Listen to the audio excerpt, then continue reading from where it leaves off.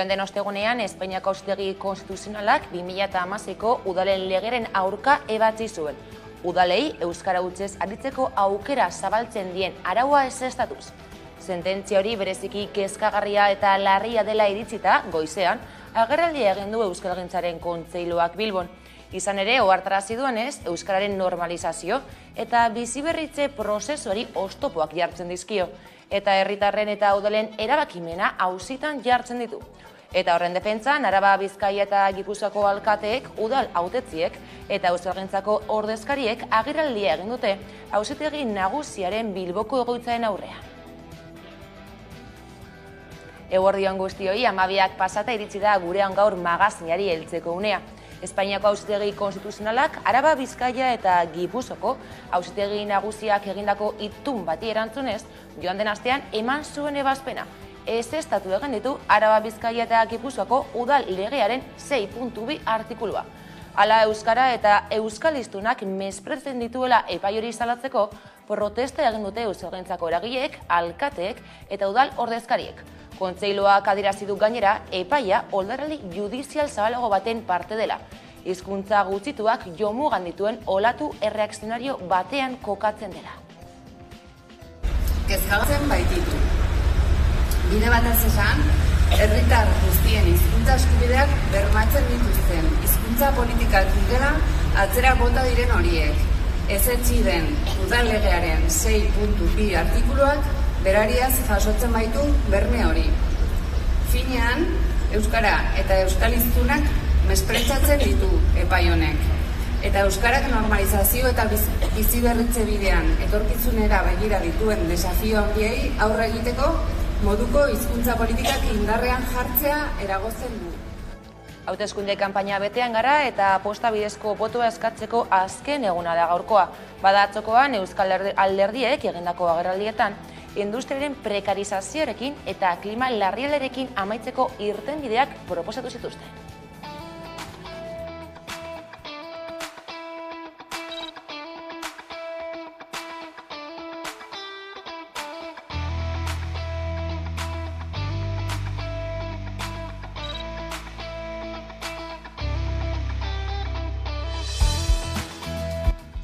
Eskualdeak behar duena benetako berrindustrializazio plana, gazteen enplegu plan bat, larrialdiko laguntzak ostalaritza, merkataritza eta kultura sektore kaltuenentzat.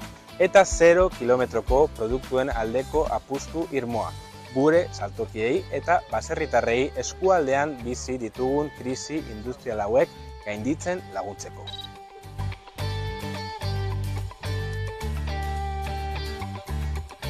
Larrialdi klimatikoak ondorioak ditu, eta ikusi besterik ez dau, azken astean, 3 rekord historiko eman direla munduko temperatura maksimoetan.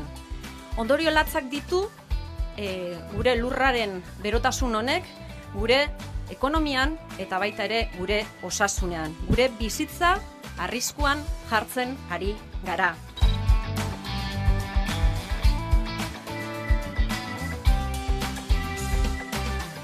Violentzia matxista. Hori dago, horbe, gogoratu nahi ditut, aurten izandako biktima. Estatu mailan 27 emakume hilda, eta Euskadin 2. Horren kontra be, burrukatu egin behar dugu, eta horren kontra egongo da Eusko Alderdi Jeltzaleari. Egon gara legez, estatutik kanpo basatirkeriak gertatzen direnean. Uztailaren 23ko emaitza garrantzitsuak izango dira erabakitzeko eskubideari dagokionez. Euskal Herrian eta Katalunian autodeterminaziorako eskubidea eztabaidagai izango da berriro. Izan ere, eskuinak eta ultraeskuinak gobernua uzteko aukeran aurrean, zalantzak sortzen dira gai askotan, eta hau ere gaiotako bat da. Gure eskuk jendea ahalduntzeko demokrazia sakontzean jartzen du indarra. Hala nazio bakoitzak duen herri izaera mahai gainean jarri behar dela azpimarratu du. Gazte ikusten gure sola zein da, desegiten ez badugu bertan galduko gera. Berandu baino lehen egokia litzateke horri irtenbide bat aurkitzen saiatu eta lortuko bagenu. Horregatik esaten dugu herri erronka dela eta eperik norbere buruari jarri gabe, baina adostasun asko josi beharko ditugu berriro, eta guztion artean erabakitzeko bide hori eta prozesua nola egingo dugun irudikatu. Hori urrats garrantzitsua izango litzateke datozen urteetan.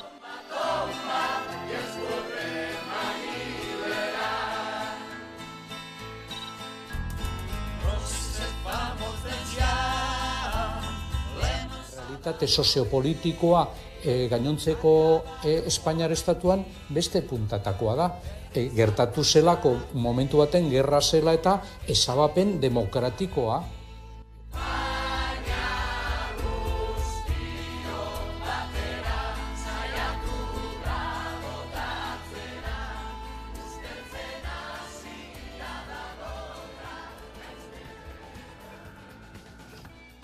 Sanferminak amaitzear daude, 2 egun besterik ez dira falta, baina oraindik gauza asko ikusteko eta egiteko dago. Horien artean, herri kirolak oso ezagunak dira Sanferminetan eguerdiro egiten dira erakustaldi eta txapelketak. Eta bertan dugu Leire Martínez lankidea, kaixo Leire! Kaixo, Aiara, zer moduz? Izuk aski ongi erran duzun gixan, festak aintzineratu doaz, eta 2 egun besterik ez dira falta, egun triste hori iristeko, Sanferminak akitzeko. Baina, ez inkieta, ez triste paratu, oraindik ere 2 egun luze eta zabal ditugu agenda potoloa, eta horien artean, eguerdiro, hemen, Foruen plazan egiten den herri kirol, bai exhibizioak eta baita txapelketak ere. Gaur, Harria eta Lastoaren txapelketak izanen dira, eta gero aizkora exhibizioa. Eta ni persona privilegiatu batekin elkartu naiz gaur. Bera da Nerea Sorondo, berakoa, eta justoki proklamatu da, Nafarroko txapelketan aizkora txapelduna. Kaixo, bai. Larun batean izan ginen txapelketa eta nik irabazi nuen. Hori da, Sanferminetan Nafarroko txapelketak ospatzen dira eta horien artean aizkorarena izan zen, nola izan zen txapelketa? Beru asko pasa ginen, lemizko gunean izan zen eta lemizko beru hauek aizki pasatzen dugu, baina, giatzen zen gauza horrean, ez dut kexatu berko. Sanferminetan ospatzen da Nafarroko txapelketan nolako da plaza hau? Plaza hau berezia, Nafarrentzat, beti Sanfermina, gainera urte hauetan ez dugula auki, oso berezia da, Iruñak apostu ondia egiten du erkiroten alde. Eta hoxe, plaza berezia zen gauetan jorga pixkot egiten da, eta egunez nabaritzen da usai hori garbitasuna, eta pixkot, bai. Dena den jendea unitz urbiltzen da, ezta? Bai, egunero jende askotortzen da, azkenean uainik batez ere kanpotarrentzat eta berezia da erkirola, eta gu kontentu. Bere gaur lasaixiago ibiliko zara, gaur erakustaldia besterik gabe, baina nik uste dut lehenbizikoa dela Nafarroko txapeldun proklamatu eta gero, Bai, gaur lasaiago ibilko gara, baina beti ere irabaztea gustatzen zaigu eta gaur orea dugu jokoan, así que saiatuko gara gurra ematen. Ederkin erea, joan dadia oso ongi, hemendik aintzina ez dakit plan duzun, edo Sanferminak ongi bukatu, bihar ere ekitaldia dago, gaztetxoak ari da aizkoran, eta, uda guztian exhibizioak eta horrela, osake gustora. Ederki, erranako aian dadia super ongi, mila eskertzori. Eskerrik asko Leire gurekin izateagatik, eta Sanfermina bukatzea rode, baina segi disfrutatzen zuek bai. Esker mile. Eta Nafarratik iparraldera, zehazkakoek bezala, beste ikasleek ere brebeta euskaraz egitea galde egin du Euskal Konfederazioak. Euskal Konfederazioak 2024tik aurrera, zehazkakoek bezala, irakaskuntza sare guztako ikasleek brebeta euskaraz egiteko eskubidea izan dezaten eskatu du. Gure eskubideak errespetatuak izan daitezen exigitzen dugu. Basoa eta brebeta euskaraz!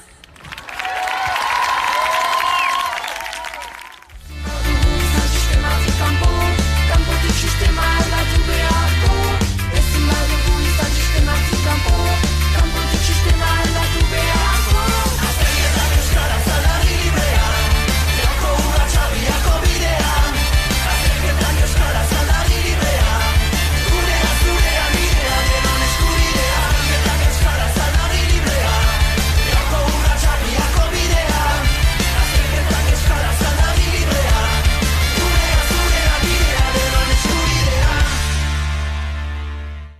Eta albiste honak ditugu Europatik, natula leheneratzeko legea onartu du Europako Parlamentuak. Behin betiko testua adosteko negoziazioekin ekin behar diete orain, Europarlamentuak, Batasuneko kiderien gobernu nazionalek eta Europako batzordeak. Legeak helburu du 2030erako ekosistemen 100% leheneratzea. Udane Arbea. Natura leheneratzeko legeak argi berdea jaso du Europako Parlamentuan. Europako batzordeak iaz aurkeztutako lege proiektua da, eta asteazken honetan bozkatu dute aldeko 336 bozkarekin kontrako 313 abstentzio. Esta ley dice que necesitamos restaurar ecosistemas y hábitats.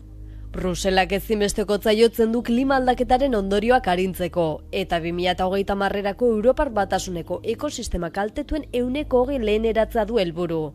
Eta 2050erako ekosistemen 100% leheneratu nahi da. Va a recuperar el buen funcionamiento de los ecosistemas, que es de donde provienen los recursos. Izan ere Europako batzordearen arabera, egoera kaskarrean edo eskasan daude Europar Batasuneko landa eta itsaso eremuen 180 baino gehiago, eta horiek leheneratzeko ezinbestekoa da araudia. El 84% de los cultivos depende de la polinización por insectos, y estos están desapareciendo. El 70% de los suelos están degradados, lo que pone en peligro la producción y disponibilidad de alimentos y deja a los agroecosistemas más expuestos a daños por eventos climáticos extremos. Legea onartuta orain Europako Parlamentuko negoziatzaileen, Gobernu Nazionalen eta Europako Batzordearen arteko 3 aldeko negoziazioetara igaroko da, behin betiko testu bat adosteko.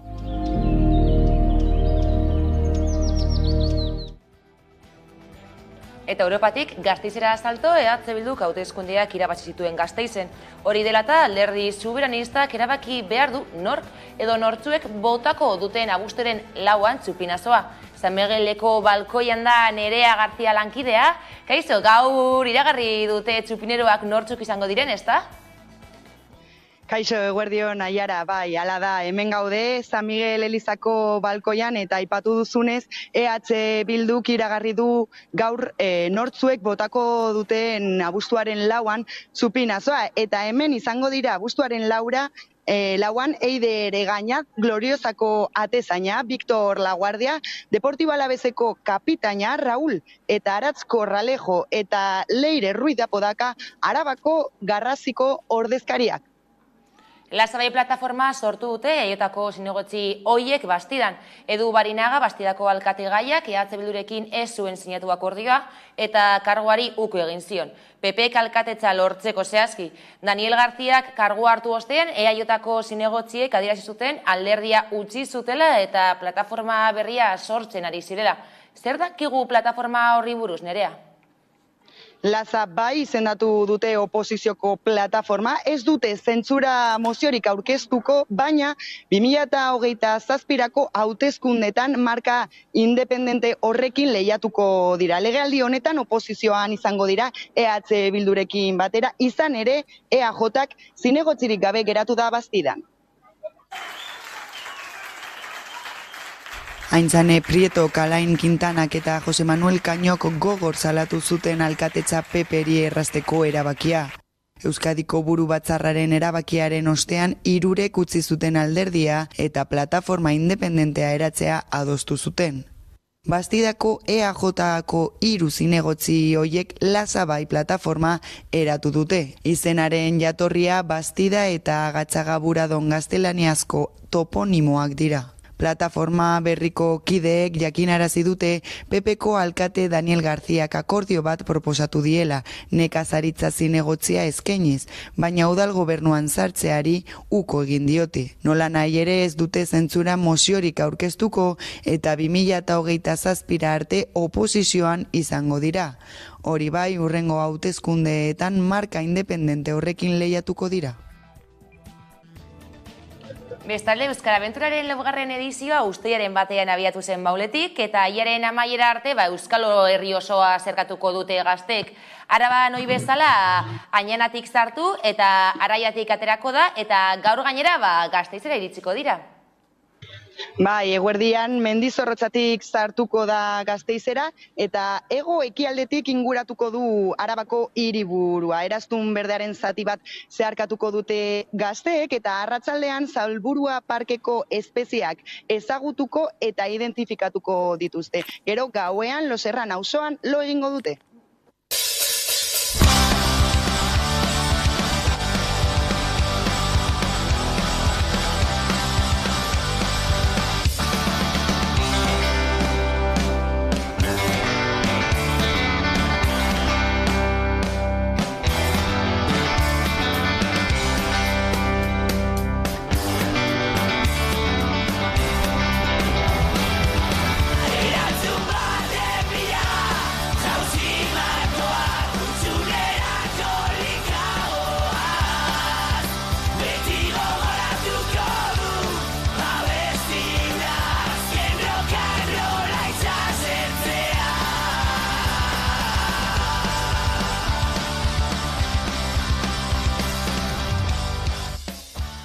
Dira goiz partean egiten dugu etapatxu bat, 15-20 kilometro ingurukoa, egunaren arabera, eta 8 inguru urteten gara, eta eguerdirako ja egotin dira gazte guztiak biltzeko puntuan, bazkaltzen dugu, eta arratsaldetan eukiten dugu sedukiak.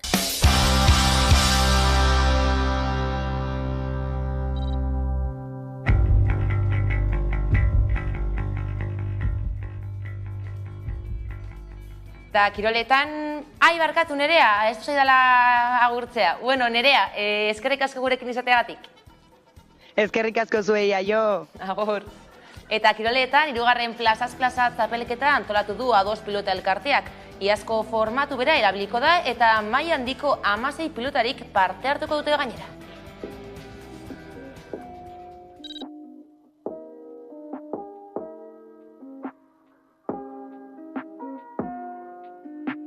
Eta hau ja 3. edizioa da, aurten oso indartsu ikusten duzuenez bueltatzen ga, eta gogo handikin herritako plaza hoita gure pilotan soinu hori eramateko, ez? Bueno, txapelketai dagokionez, iaz formato berriei jarri ginen martxan, nik uste gustatu zitzaiula eta berezi izan zela atzelari ezberdinekin ibiltzea, eta aurten formato bera erabiliko du.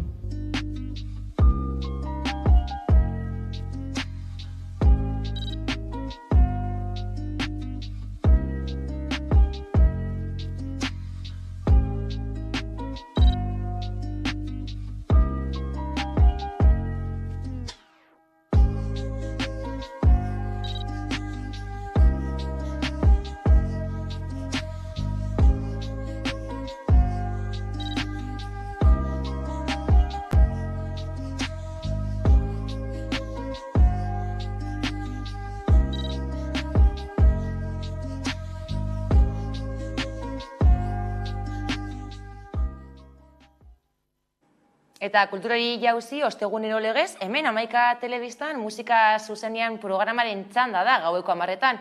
Eta gaurkoan, ETP taldearekin izango da Koldo Otamendi lankidea, eta gaiari heltzeko gurekin dugu Koldo, kaixo, Koldo? Kaixo, egunon.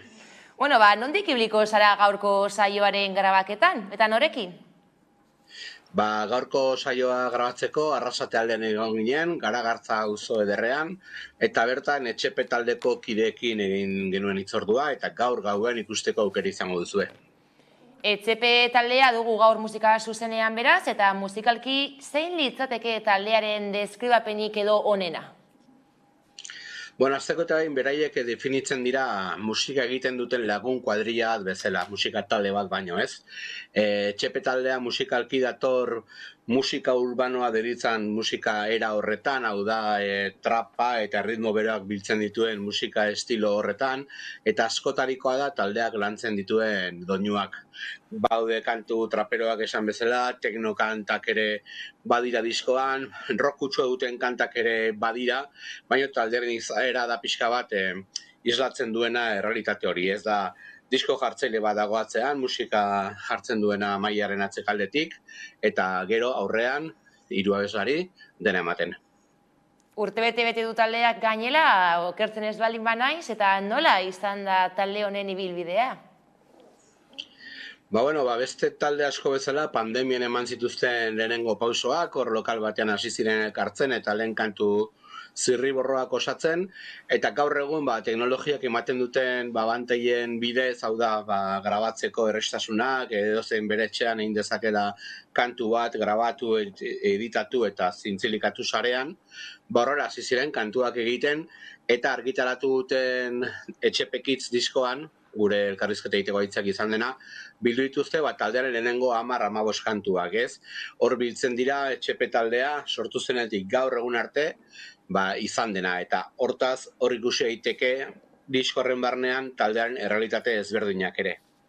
Eta orain zertan daude, zer daukate eskuartean? Berriki atzo atera zuten kantu berri bat, eta kantu hori sartzen da Etxeperreo diskoaren barnean, esan bezala disko berri batekin dator taldea, disko txiki bat izango da, eta bertan bilduko dituzte azken 6 hilabetetan egin dituzten hainbat kantu. Izenburuak argi erakusten duzu izango da, Etxeperreo izena du diskoak, eta perreo egongo da, dantzatzeko erritmoak izango dira nagusi, giro beroagoak izango dira aurreko lanekoak baino, eta Etxeperen beste moldaera bat, o beste realitate bat ikusteko aukera emango dugu lan horrek. Disko berria, giro beroekin, doinu beroekin, perreatzeko moduko aipatu duzu, orduan imaginatzen dut, uda garaian taldea ikusteko aukera izango dugula, ezta? Dagoeneko eman dituzte hainbat emanaldi, negu partean ibili dira aretoetako jira egiten, udara honetan hainbat emanaldi egin dituzte arrakastatsuak, esan adibidez Arrasaten eman zutena, edo beste hainbat lekutan ibili direlako, eta asteburu honetan Aretxabaletako jaitan izango dira zuzenean, eta guztuan beste itzordu importante bat daukate Bilboko aste nagusian. Eta irailitik aurrera hasiko dira taldekideak disko hau zuzena aurkezten, batez ere areto eta lokal txikietako zirkuitu horretan. Eskerrik asko Koldo Otamendi gurekin izateagatik, eta hori gogoratu, gaur gauean 10:00 musika zuzenean programa dugula hemen Amaikan, eta gainera Etxepe taldearekin izango zarela. Eskerrik asko Koldo. Hoxe da, gaur esan bezala 10:00 denboraldiko azkeneko programa gure oporretara goaz, eta irailean itzuliko gara berriz ere musika talde, bakarlari eta hainbat egitasmoekin berriz ere Euskal Herriko musikaren errealitate islatu zemen Amaika Telebistan. Hori, indarrak hartu da deskantza, Koldo. Hurrengora arte. Zarongi. Hala, iritsi da gurean gaur magazinaren lehen atalaren bukaera, eta eguneko elkarrizketa nagusiari heltzeko gaurkoan gurekin izango dugu Underprol, sexu hezitzailea, laizter gara buelta.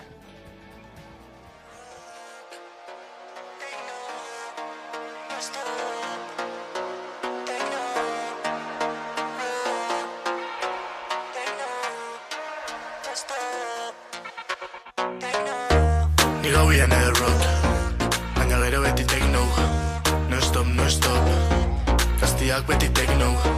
Gaztetxean rock, baina gero beti techno. No stop, no stop, ez dakit nola itzen duen.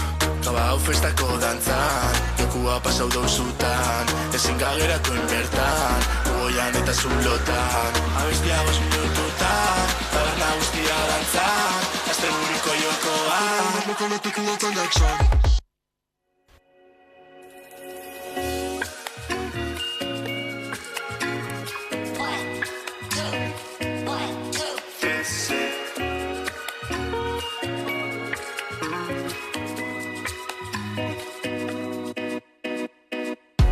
Por la noche, mami, yo te entiendo, pero pasan las semanas y sigue subiendo. Y cuando me dispara ya casi ni siento. No me llamas a la que la costa es el momento. Lo bonito siempre acaba siendo caro. Gracias a ti puedo decir que estoy blindado. Corazón de hierro y un ejército a mi lado. Si siempre sales sola aún estando el día nublado. Dime tú que te pone triste. Entre nosotros el amor no existe. No me acuerdo si algún día me diste. Si siempre vos me dejaban visto. Dime tú que te pone triste. Entre nosotros el amor no existe. Y no me acuerdo si algún día me diste. Si siempre vos me dejaban visto.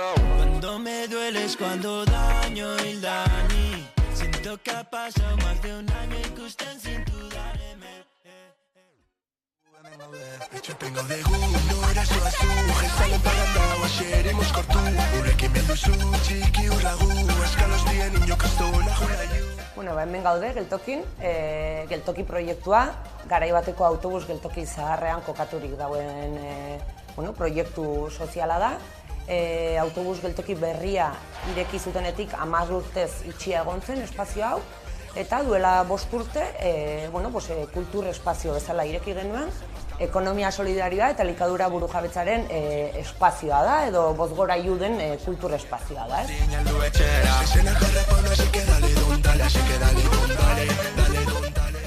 Geltokik 3 arlo ezberdin ditu, alde batetik kultur espazioa, garai bateko lehiatilen zonaldean dagoena, hau bat, da gero beste gune zentral guztia, bertan jarduera ezberdinak egiten dituguna, kulturarekin lotua daudenak, bertako artistei espazio uzten diegu, kilometro zero, esan dezagun artistetan ere bai, eta gero beste 2 arloak dira, denda eta taberna.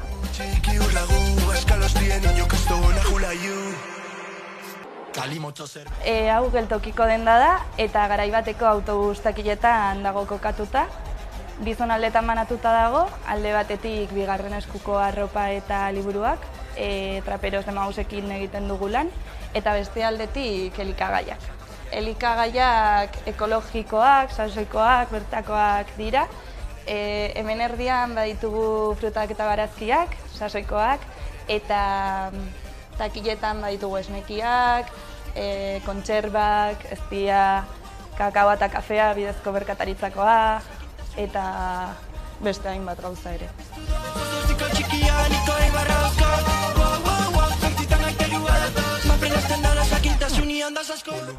Hemen geltokiko taberna dugu, bizkat gure lan modua azaltzearren, egiten dugu bizkat geltokiko proiektu osoak duen filosofia jarraituz, jarraitzen dira, bizkat logika berean egiten dugu lan. Hau da, produktore txiki sare batekin egiten dugu lan, zeinan beti saiatzen garen bertako produktuak erabiltzen, alden einean sasoiko barazkiak, haragi produktore txikiak eta bar, eta hori, pixkat beti saiatzen gara filosofia horretan lan egiten, pixkat ulertzen dugulako gure ekarpena ere ostalaritza eredu ezberdin batetik egin daitekela, eta horretan dihar dugu, goaz gure bidea egiten gutxinaka eta ongi doa azitzen goaz gutxinaka.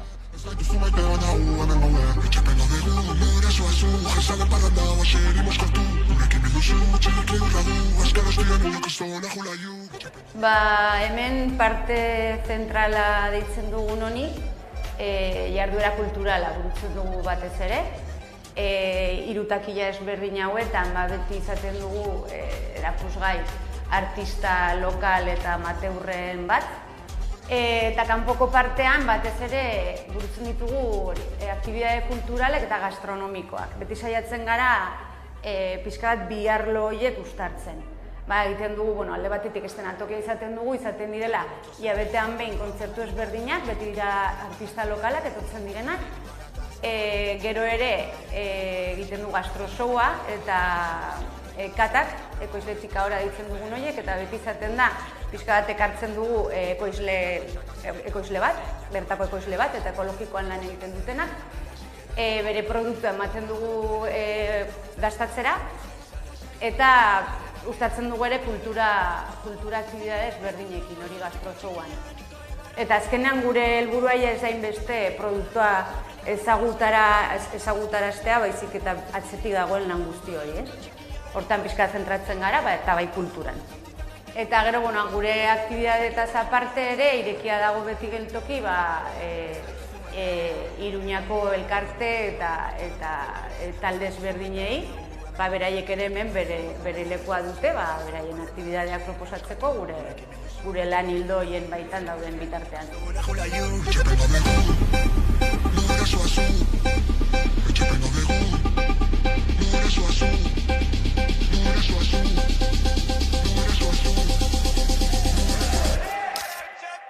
Geltoki sortu zen, beste ekonomia bat posible dela ezagutzera emateko, ez? Pertsona erdigunean jartzen duen ekonomia ere, ez? ekonomia kapitalistak pertsonak erabiltzen ditu medio bezala, etekin ekonomikoa ateratzeko, ez? Dirua, ekonomia solidarioan aldiz, alderantziz da, ez? Medioa dirua da, baina pertsonaren ongizate batengatik, ez?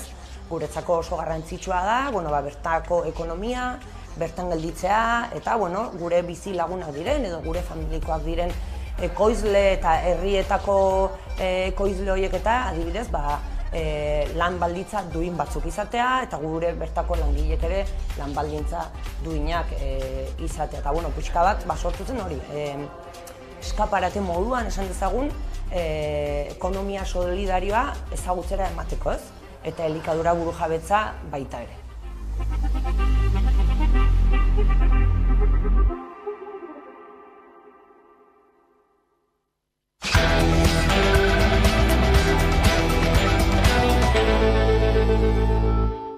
Kaixo berriro eta eguneko elkarrizketa nagusiari ekiteko unea heldu da eta horretarako gaur gurean dugu Ander Prols, sexu hezitzailea. Kaixo, Ander? Kaixo, zer moduz?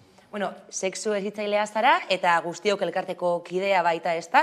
Elkartetik sexu heziketaren garrantzia nabarmentzen duzue. Zergatik da hain ezinbestekoa? Hombre, azkenean sexualitatea beti ulertu izan dugu harreman sexualen parekide, ez? Baina sexualitatea da giza oro daukan ezaugarri bat jaiotzen garenetik hiltzen garen erarte. Orduan alde horretatik gure garapenaren parte den heinean oso garrantzitsua da hau aztertzea, begirada bat emotia eta behar duen garrantzia ematea bebai. Sexualitatea pertsonen berezko baliotzat jotzen duzue eta landu eta ezi egin daitekeelakoan zaudete gainera.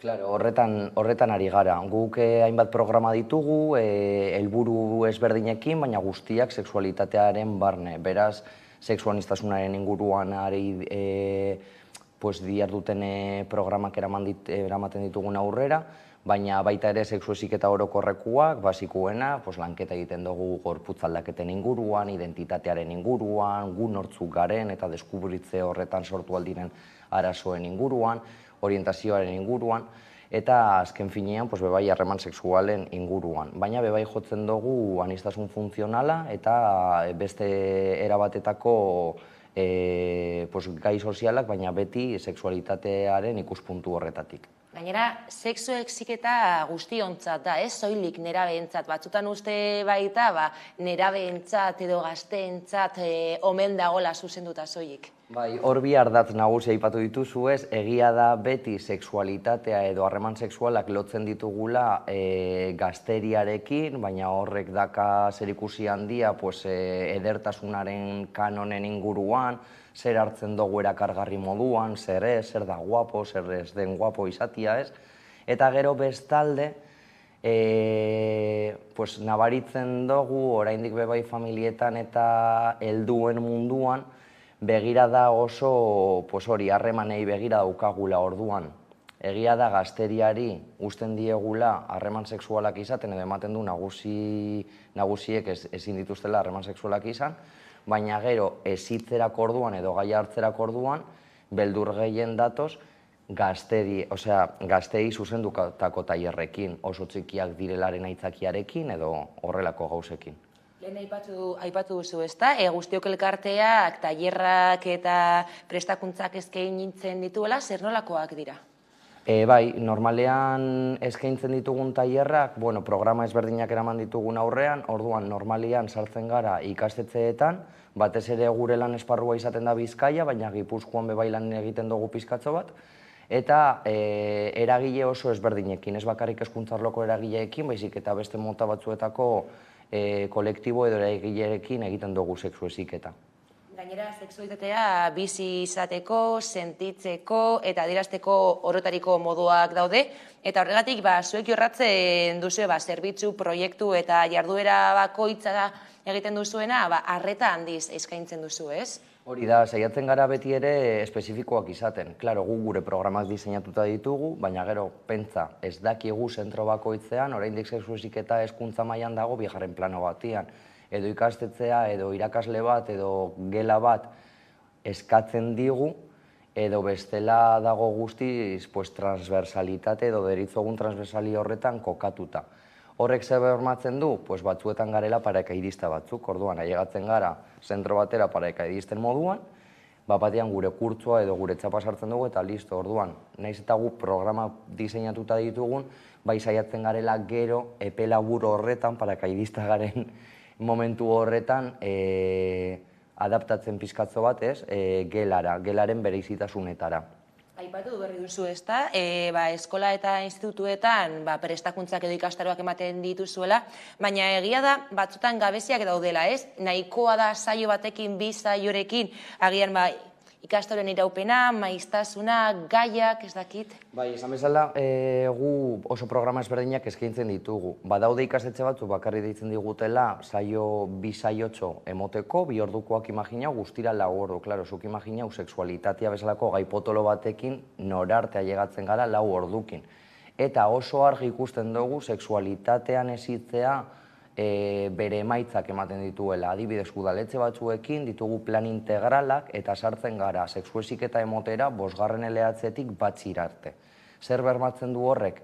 Gaiak, sexualitatearen gai potolo horiek, pizkat desengranatzea edo biderkatzea, eta adaptatzea adin bakoitzera. Orduan, bermatzen dugu pertsona bakoitzak, ikasle bakoitzak, gazte bakoitzak, izatia behintzat pinzelada batzuk sexualitatearen inguruan kurtzoz-kurtzoka. Azkenean, ikusten dugu zelan udaletxe hauetan edo herri hauetan harremantzeko erak, sexualitatea ikusteko erak ezberdinak direla beste herri batzuekin konparatuta. Eta horrek demostratzen du sexu heziketa baliogarria dela eta beharrezkoa. Beharrezkoa eta baliagarria sexu heziketa eta gainera hezkuntzaren parte izan beharko luke, ezta? Gure ustez bai, gure ustez integratuta edo behintzat kasu gehiago egin beharko genioke. Batez ere gaur egun ikusten eta jasotzen ari garen gorroto diskurtzoen gorakadarekin. Ikusgune Gasteizko LGTBI behatokia argi utzi du bere azkenengo informian. Agian erasoak ez dira inbeste igo, baina gorroto diskurtzoak disparau dira asko, pila bat. Orduan alde horretatik, uste dugu sexu heziketatik asko egin aldela.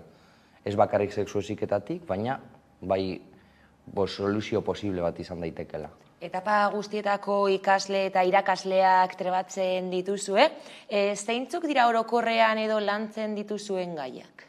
Normalean ikasleekin sartzen garenean esan dakoa. Gelaren arabera, ikastetxearen arabera, bai saiatzen garela adaptatzen eta programa egokitzen. 5. eta 6. eleatzen, adibidez gehiago lantzen ditugu gorputz aldaketak, bakoitzaren identitatearen deskubrimendu hori, pizkatxo bat zer den mutila izatea, zer den neska izatea, ea bakarrik horiek diren aukera bakarrak bizitza honetan edo gure kulturan. Eta gero bebai harremanei ematen diegu garrantzia, baina ez harreman sexualei soilik, baizik eta denok harreman anitzei, harremantzeko ditugun erei.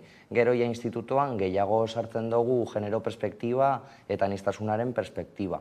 Baina batez ere saiatzen gara hoitzen gela bakoitzera, azkenian leku bakoitzean bebai gazteek eskatzen digutena edo dituzten dudak ezberdinak izaten dira, baina bai sakotzen dugula gehiago harreman sexualetan, zer dira harreman sexualak, ze ulertzen dugu harreman sexual moduan, foiatzea eta harreman sexuala berdina da, zeri deitzen diogu foiatzea gizartean, eta pizkatzoa kontu hoiei. Irakasliekin, guztioketik beste elkarte batzuekin batera, kudeatzen dugu berdindu zerbitzua, dela Eusko Jaurlaritzako aniztasunari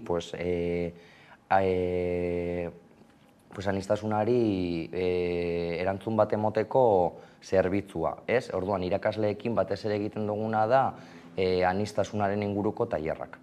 Eta udalerrietan edo makrokomunitateetan gainera genero plan integralak ere lantzen eta bultzatzen dituzu, ezta? Bai, egia da leku batzuetan, adibidez eskatu digutela, udaletzea berak nahi dutela heziketa edo genero perspektibarekin sexu heziketa plan integral bat ja esartzeko zuzenian beraien udalerrietan.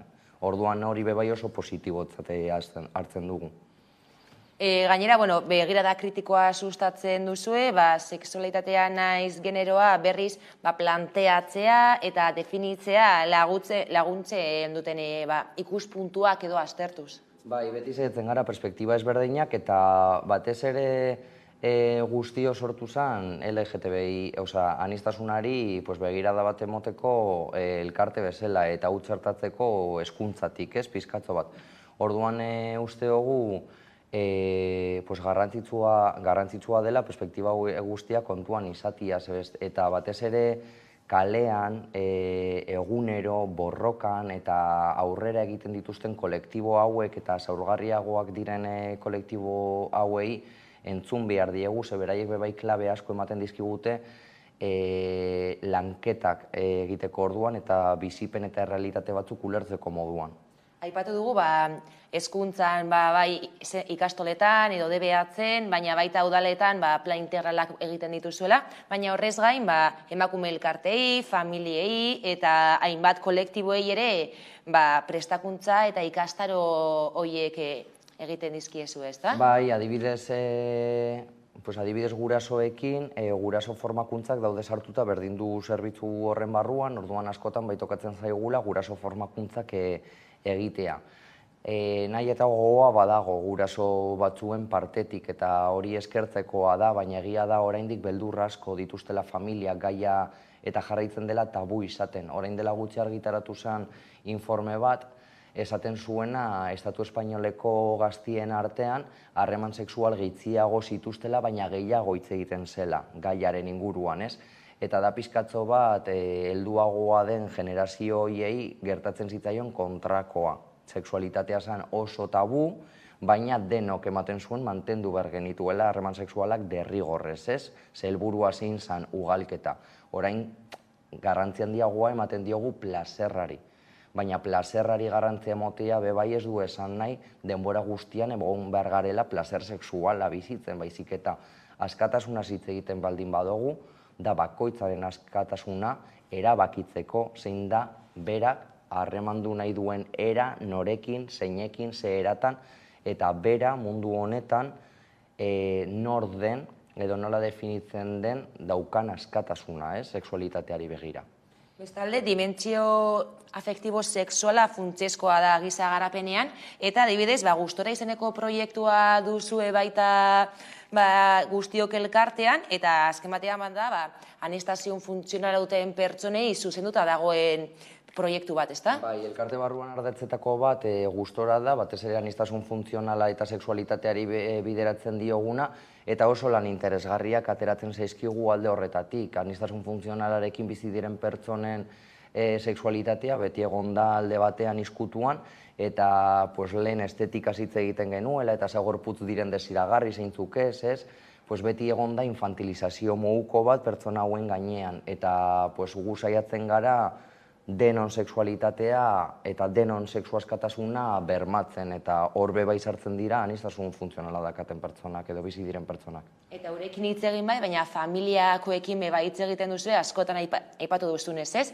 Izkutatuta egon delako aniztasun funtzionala duten pertsonen erlazioak edo, ez da? Guraso horiek dituzten dudak izan daitezken edo ezin guraso dakaten duda, zer egin ere adingabetu honekin, zelan lagundu, zelan akonpainau, zelan egon ondoan, orduan gutxi gora bera izaten dira galdera eta arazo berdina. Ze gertatzen da, aniztasun funtzionalarekin bizi diren gaztetxoen artean autonomia maila izan daitekela basuagoa, eta horrek biktimizazioarekin, estigma eta estereotipoekin batera, sor lezake pentsatzea asexualak direla, edo beti pentsatzen dugu hori, ez?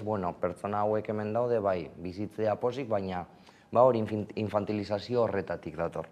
Hatuko dugu gai ez orain, erasoei buruz hitz egingo dugu. Adiz goiztierren hezkuntza afektibo sexuala eskaintzea dagakoa sexu indarkeri kasuak edo detektatzeko? Ez dakigu gakoa daiteke, baina lagunduko luke asko, baina ez dago bakarrik gure esku eta sexu hezitzaileen esku, baizik eta gizarte osoa pentsatu behar du honetan, eragile feministei entzun behar die, eta garrantzitsua da heziketa feminista batean, edo heziketa feminista izatea, bebai, alde horretatik. Eraso matxistak behintzat, eteteko LGTBI-fobiaren inguruan pizkatxo bat berdina. Erasoak ekiteko teoriarekin ez da nahikoa, joan behar gara bizipenetara. Zergaitik pertsona bat garatzen du kolektibo batentzan edo aurkako gorrotoa. Edo zergaitik ni harremantzen naiz emakumeekin era honetan, edo bestean. Egia da, lagunduko lukeela, baina nire ustez ez da modu bakarra. Ondorrioko eraso matxista, San Ferminetan 20 baino gehiago izan dira, festa giroan guztiak, orain uda garaian gaude, badakigu zer gertatzen den askotan uda garaian, nola irakurri gertara hauek? Nola irakurri, nire ustez begira, askotan pentsatzen da, gorroto diskurtzoen gorakada datu negatibo bat dela, baina nik pertsonalki uste dut oso ondo egin dugularen erantzun bat dela. Hau da, edozein aldaketa soziala dakar kontraerantzun bat, eta gainera normalian izaten da radikalagoa eta potenteagoa. Orduan, feminismoak oso ondo egin du, oso ondo egin du. Emakumeak antolatu zari, emakumeak oholtzara eta aurrean atera dituzue pairatutako eraso guztiak eta opresio guztiak, eta gainera erantzun bat eskatu duzue. Eta zein izan da erantzuna, feminismoaren instituzionalizazio bat iritzi da eta bar, baina bebai kontradiskurtzo hori. Antifeminista den kontradiskurtzo hori. Orduan, nire uste zein izan behar da hemendik aurrera pausua, gizonak mugitu behar gara. Gizonak erabaki behar dugu ze alde gauden, ze aldeetan gauden. Oinarte zein dugu begiratu, bueno, eske emakumeak esan dabe, beraiek izan behar direla protagonistak, orduan hobeto ez dute zer egiten. Ez da hori. Emakumeak jarraitu behar dabe protagonistak izaten, borroka honetan, baina gu bebaizo zer egin behar dugu. Bestela hau ez da inoiz aldatuko. Erasotuak gero eta gehiago dira adingabeak, eta batzuk diote horrek pornografiarekin zerikusia duela. Nire ustez arazoa integrala da, sistemikua. Sistema patriarkal baten azpian bizi garen heinean ezer ez da aldatuko. Pornografia patriarkala da, baina edozein esparru patriarkala den moduan. Pornografia bere definizioan zer da, bakoitzaren plazerrerako sortzen diren erudi erotikoak. Definizio horretatik inork ez luke esango ala, pornografia txarra da, baina egia da sortzen den pornografia mainstreama gehien kontsumitzen dena eta ailegatzen dena gure semialaben edo gaztetxoen mugikorroietara izaten dela pornografia oso matxista, non emakumen eta gizonen arteko harremanak oso bortitzak izaten dira emakumeekiko, eta bebai sexualitatea edo sexu harremanen ematen den eredua ez da bat ere positiboa, komunikazio eza, gorputz estetika oso zehatzen irudikapena, komentatuta bezala beraien arteko, pertsonaien edo protagonisten arteko harremantzeko erak, ze praktikak egiten dituzten, edo eramaten dituzten aurrera, eta orduan, pornografia txarra da, bueno, depende. Futbola txarra da, bueno, entretenimendurako, kirola da, eta bar, baina baditu bere dinamikak eta baditu bere gauza kritikableak, zelan ematen diren, eta bar. Pornografiarekin ere ustez gertatzen da pizkatxo bat berdina. Pornografia patriarkala baldin bada txarra izango da, baina egia da, adibidez, badagoela pornografia feminista baita ere. Porno existitzen dira pornografia feminista, existitzen dira mugimendu asko eta pertsona askok lantzen ari direla sexualitatea beste era batean. Eta gainera, pornografia goiztiarren erabilera horrek, askotan eragiten die gaztei, rol horiek euren erlazioetan egitea, hartzea rol horiek. Eta, nola eragiten die gaztei, eta ez dakitzuek zuen ikastaroetan pornografiaren inguruan hitz egiten duzue edo zehazten duzuen gai hori. Bai, institutuetan batez ere pornografia agertzen da gure tailerretan guztiz, eta egiten dugun lanketa da oso simplea, da aztertzea zuretzat zer diren harreman sexualak, eta horren ostean ikustea ea hori ematen den pornografian. pues esan bezala, non dago komunikazioa, non daude barreak, non dago zaintza, non dago maitasuna, non daude lastanak, ez? Helburu bakarra pornografian da mutila korritzea eta listo, ejakulatzea. Eta ja ez da, praktika bakarra koitozentrista. Egia gero daudela milaka kategoria, milaka fetitze, milaka edo zer sartuta hor barruan. Osea, azkenean desioa anitza da, baina bai egia da gure desioak gabiltzala mugatzen praktika eta koreografia oso zehatz batera. Zentroetan gainera, agian zaila batzutan nerabieekin hitz egitea ez dakite, galdera da, ze batzutan nerabeek uste dute denetarik dakitela edo, eta nola ulertarazi, badagola gehiago. Bai, egia da guk egiten dugu aniztasunaren tailerrak, nik egiten diet galdera bat hasi baino lehen tailerra, eta galdetzen dietea pentsatzen duten askeak diren, guztiz askeak diren. Eta, klaro, zu pentsa nerabezaroa, ez? Beraien identitateak eta nortasuna eta pentsatzen dutena goraipatu eta errefortzatu behar da beraien seguritatea gaitik. Oso etapa kuriosua da eta garrantzitsua. Orduan, klaro, erantzuna orokorrean izaten da, bai, klaro, goazkeak gara, nik egiten dut nahi dudana, ez?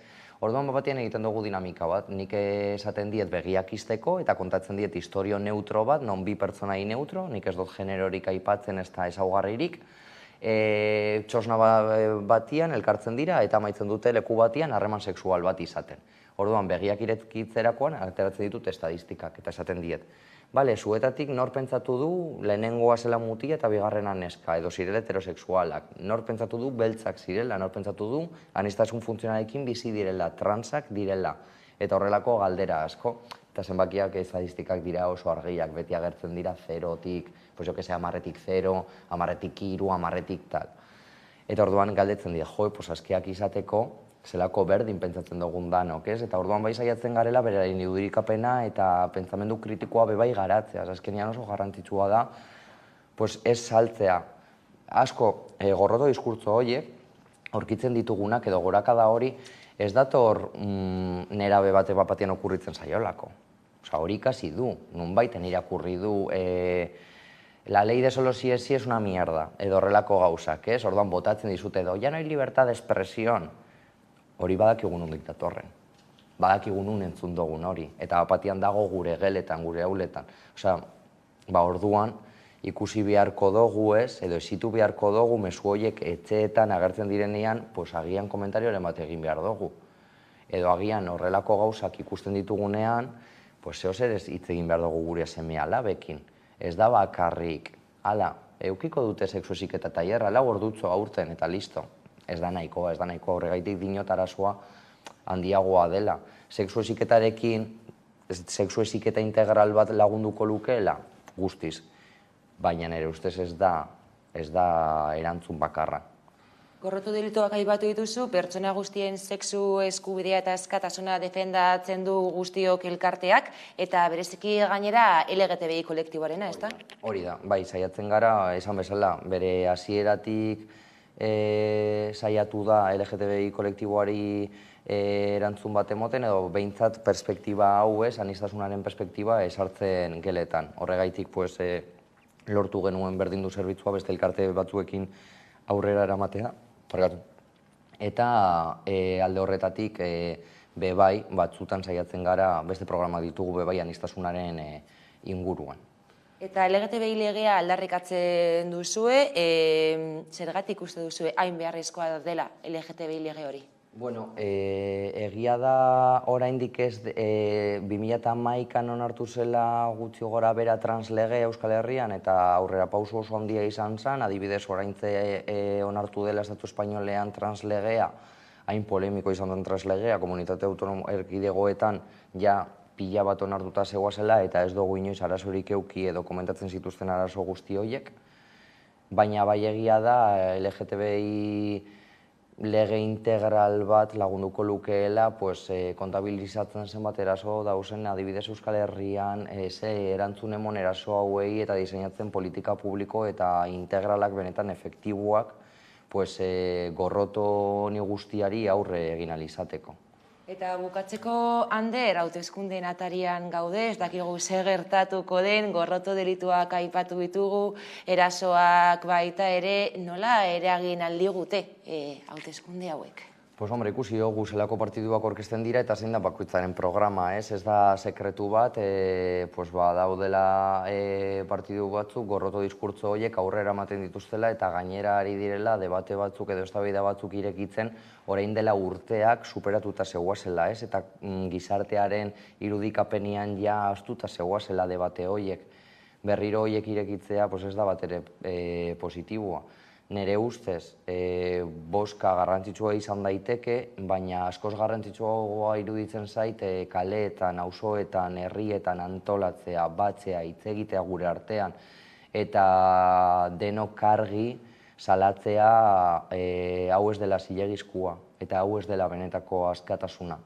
Eta atzera pauso hauekin gu aurrean izango gaituztela beti. Saretzea ezinbestekoa da azken batean, eskerrik asko Ander Plor, sexu hezitzailea eta guztiok elkarteko kidea gurekin izateagatik. Eskerrik asko zuri. Eta orain tarte bat eta jarraian izango gara bueltan eguneko solasaldi nagusiarekin.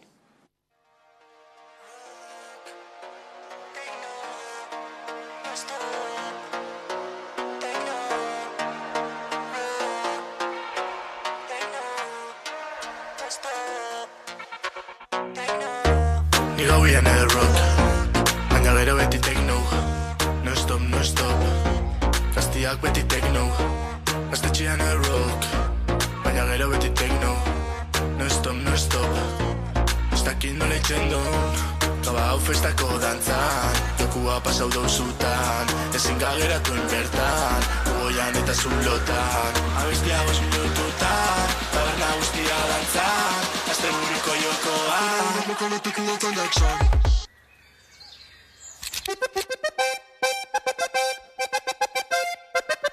Gozategi, que lo que. Volumena igota martxan jartzen gare, ez gaituzu maite baina gu hemen gaude. Volumena igota martxan jartzen gare, ez gaituzu maite baina gu hemen gaude. Etxepen gaudegu, no erasoa zu, jesalen parranda guaxeremos kortu. Gurekin belduzu, txiki urragu, eskalos dien niño kristona julaiu.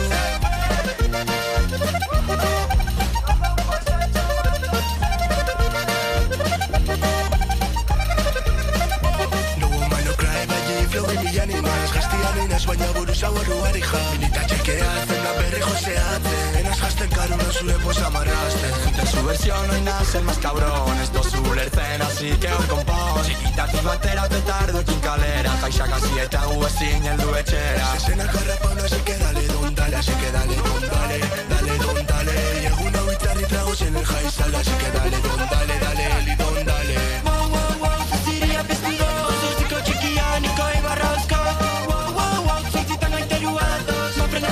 Jakintasuni handaz asko Wow, wow, wow, zaziria piztu Zuziko txikianiko ibarrauzko Wow, wow, wow, zortzitan gaiterua datoz Mafrenazten dala jakintasuni handaz asko Etxepen gaudegun norazoa zu Jezalen parranda guaxeremos kortu Gurekin belduzu txiki urragu Askalos dien niño kristona julaiu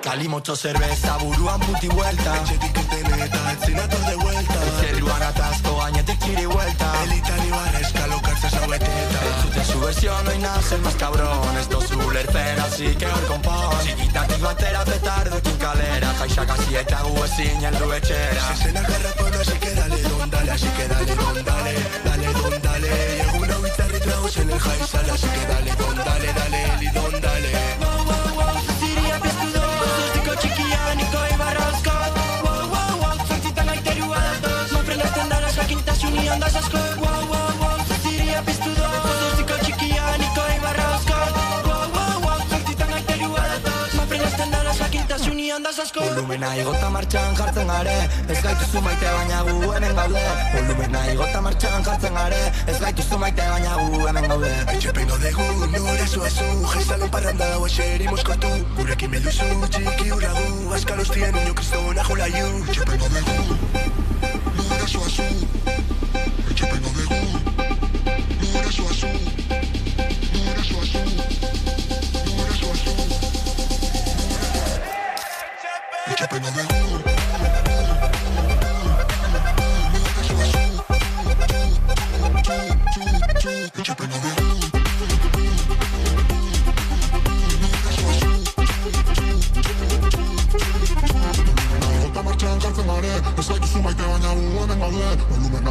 martxan jartzen are, ez gaituzu maite baina hemen gaude. Etxepen gaude lorazoa zu, jesalen parranda, baseri moskortu. Gurekin bilduzu, txiki urra du, azkar ostien inok ez dola julaiu. Etxepen gaude lorazoa zu.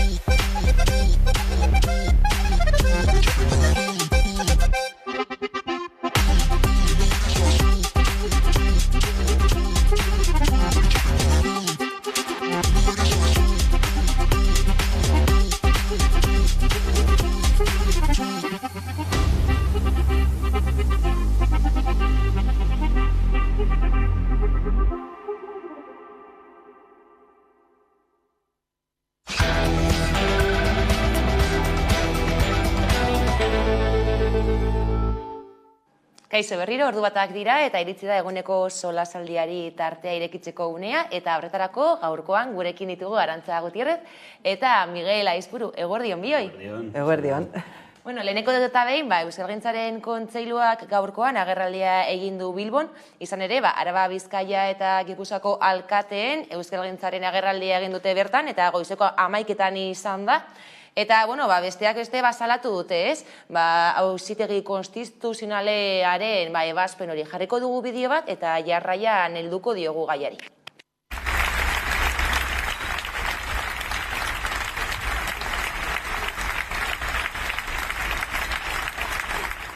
Kezkagarria eta larria iruditzen zaigu sententzia euskararen normalizazio eta biziberritze prozesuari oztopoa jartzea delako. Helburu horren alde udaletatik bideratzen diren hizkuntza politikak guztiz mugatzen baititu. Beraz, epai hori euskararen biziberritzearen aurkakoa ez ezik, adostasun sozial handi baten kontrakoa ere bada. Euskara gure hizkuntza da, gure hizkuntza ofiziala. Euskara gure altxorra da, guztion altxorra. Horrexegatik, euskarak ez du merezi sententzia epai honek suposatzen duen alde batetik ideologizazioa eta beste alde batetik mespretzua. Euskararen kontrako erasoa izateaz gain, autogobernuaren aurkako erasoa ere bada. Horrek beraz, behartzen gaitu gogoeta bat egitera, bai euskararen garapena bermatu nahi baldin badugu eta euskararen etorkizuna euskal hiztunon etorkizuna bermatu nahi baldin badugu. Irudietan ikusi dugu, ezta? Sententzia gainera hori salatu dute, erabat kezkagarria eta larria dela iritzita, eta gainera Kontseiluak adierazi du, epai hori oldarraldi judizial baten parte dela, ezta? Ez dela bakarrik joan den astekoa izan, jarraipen baten kontua dela. Bai, ados nago, ez? Reflexio horrekin argi ikusten dut epaitegietan estrategi, ezakit koordinatu bat edo dagoela, eta azken hilabetetan, sententzia asko ikusi ditugu bide honetan, euskararen kontrako bide horretan, hainbat arlotan, baina batez ere arlo instituzionalean, eta azkenean, hemen, danok dakiun bezala, eskubideak urratzen dira, eta, Euskal Herrian egindako legeak kolokan jartzen dira, gero, gaurko ekitaldiari buruz, eskertzen da, erantzun instituzional bateratu bat ikustea, eta hor, instituzioen partetik, ez dutela amore emango edo, baina faltan bota dut gaurkoan Gasteizko alkatearen Maider Etxebarriaren presentzia, ikusi ditugu Bilboko eta Donostiako alkateak, eta udalerriei garrantzitsuenen alkaten presentzia, baina justo Gasteizko gure hiriburua, simbolikoa iruditu zait bere Etxebarriaren falta. Nik erantzun bateratu bat eman behar dela, baina ni harritu nau ikuste hor alkate batzuk, adibidez, Bilboko alkateak, nik adibidez Bilboko udalarekin izan ditudan komunikazio batzuekin ez didate bermatu euskeraz egiteko aukera, erdera utzean bidali dizkidate bitan beren notifikazioak, eta euskeraz eskatu danean ez didate erantzun esan ez euskeraz egiteko. Egia da, esan zela batzuk lehenago, baina egia da, batzuetan ikusten dut erantzun bateratu bat eman behar dela, bai, baina batzuetan ikusten dut ere hipokresia pizkat badagoela. Beitu ere ikusten dut orain Getxoko alkateare bai, eta ni Getxon bizi naiz, eta adibidez, salaketa bat jarri nahi dudanean udaltzaingoan, arazoak izan ditut euskeraz jartzeatik. Beraz, bai, nahi dut euskalduna nahi zen einean nire eskubideak bermatzea, baina beti. Eta ez bakarrik, gure altxorra da euskera, bai, baina gure eskubidea ere leku guztietan, momentu guztietan erabiltzeko. Eta orduan nik ere harritu nau hori ikustea. Egia da, falta direla alkate batzuk, baina beste alkate batzuk jarri dela lehenengo lerroan ere ikusi beharko lukete berrira begira, ea ere haien, herritarren, haiek dauden herriko biztanleon eskubide horiek bermatzen diren. Eta ez da beti horrela, ez? Eta, bueno, hori tamalez. Eta ere bai, hau da, nolabait epaiketetan ikusten ari gara sententzia asko euskararen kontra, eta ikusi dugun nola beste lanpostuekin ere gertatu dela, ez? Eta beti, bueno, nolabait euskara, eskubidea daukazu ezagutzeko, baina ez da derrigorrezkoa, eta badirudi ez dakit euskalduntze prozesuaren 50 piko urte bete direnean, oraindik ere, eskatzen digute, ea zer nahi duzun mediku on bat, mediku euskalduna, irakasle on bat, irakasle euskalduna, eta ikusten ari gara gainera. Debate hori gaindituta geneukala pentsatzen genuenean, momentu honetan berriro ere ekartzen ari direla epaitegietan eta gainera ez direla defendatzen ze.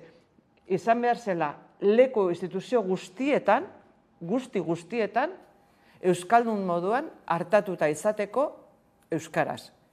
Eta ere bai, beste hizkuntza batzuetan, ere bai, ez, gaztelania ofiziala denez ere bai, eta ere hasiko beharko lirateke beste hizkuntza batzuk sartzen, ze gero eta anitzago da hizkuntzaren aldetik ere gure herriak, ez? Eta ez gaztelaniarekin ez dira konpontzen, edo ez dira pertsona guztiekin harremanak bermatzen.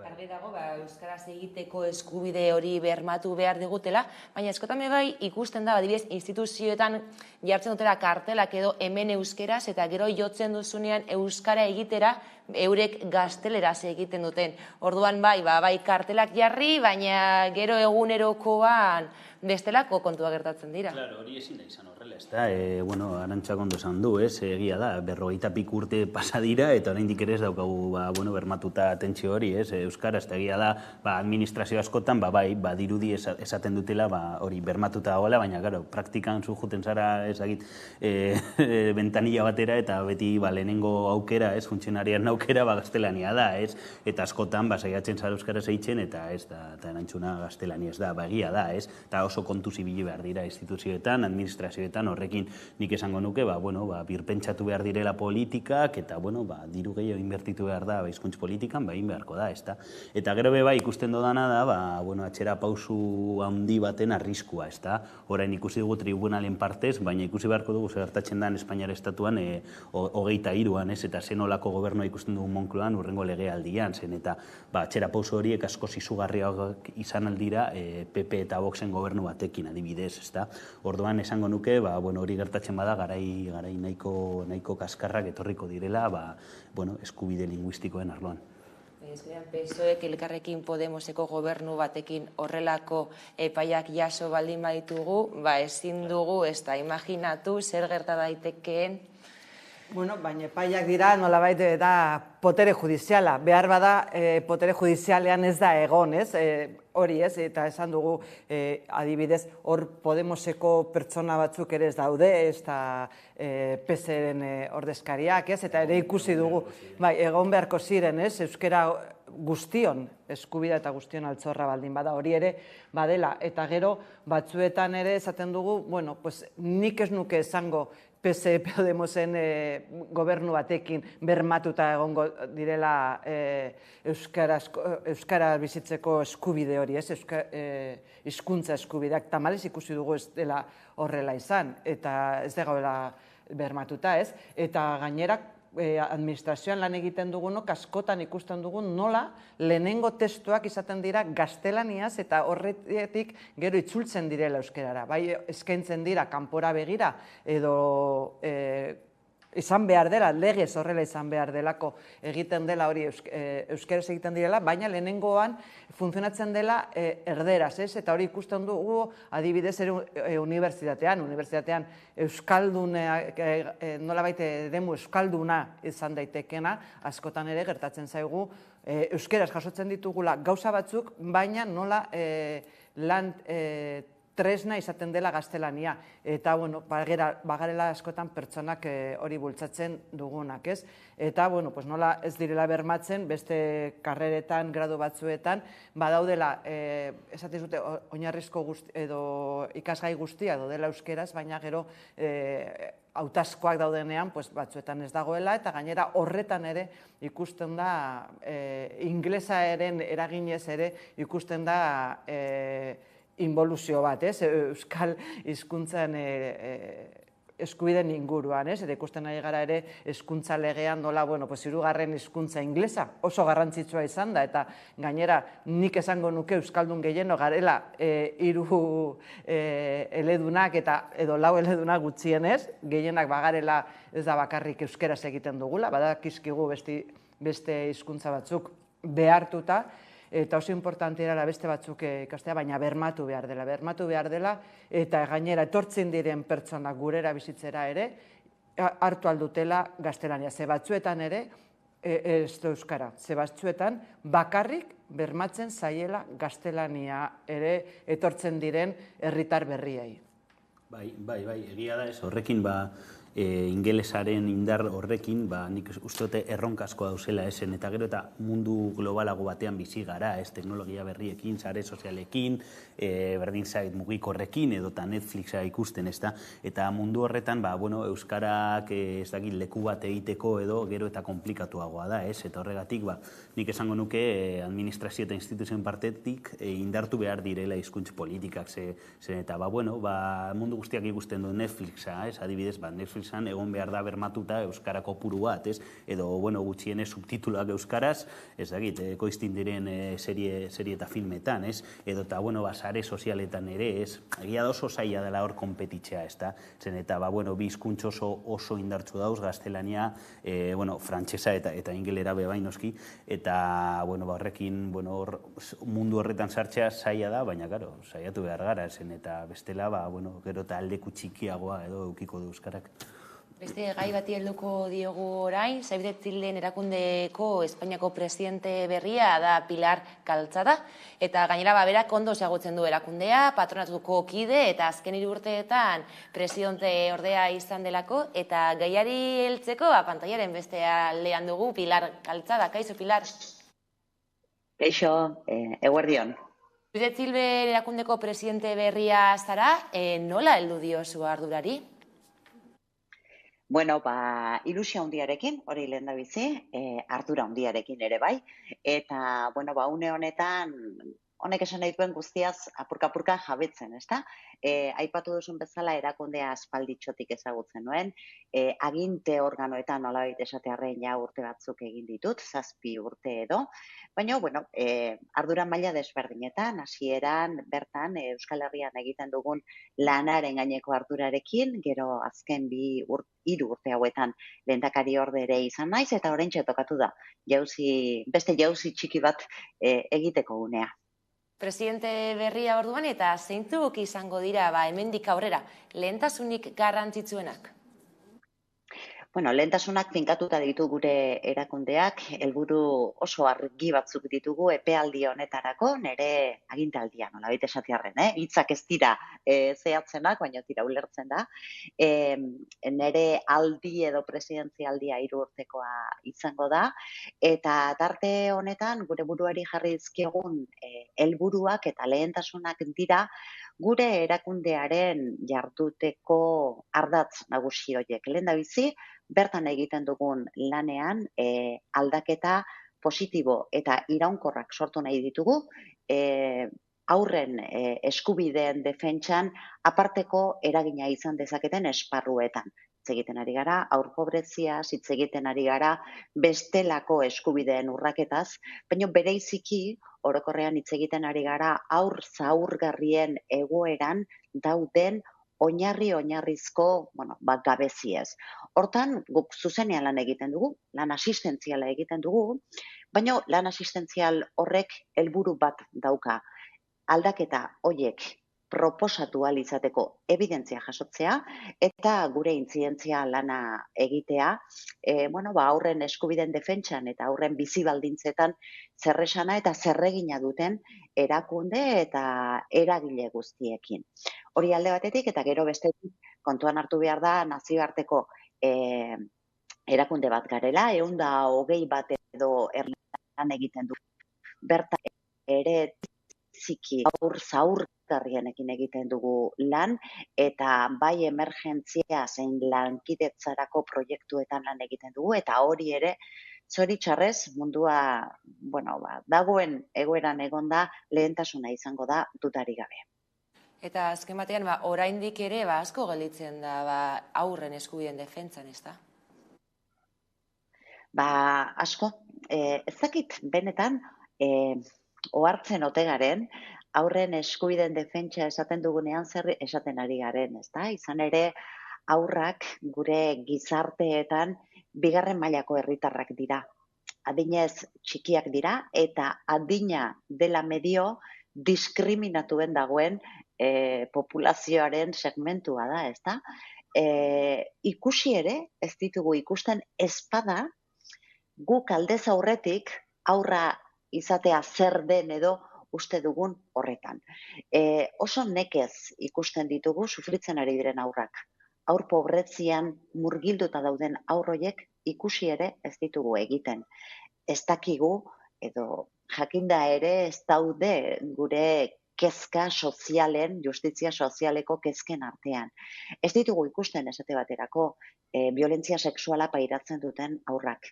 Ez ditugu ikusten gurera laguntzari gabe iristen diren aur migrari horiek esate baterako. Asko dago egiteko eta lehendabizikoa ikusgarritasuna ematea da.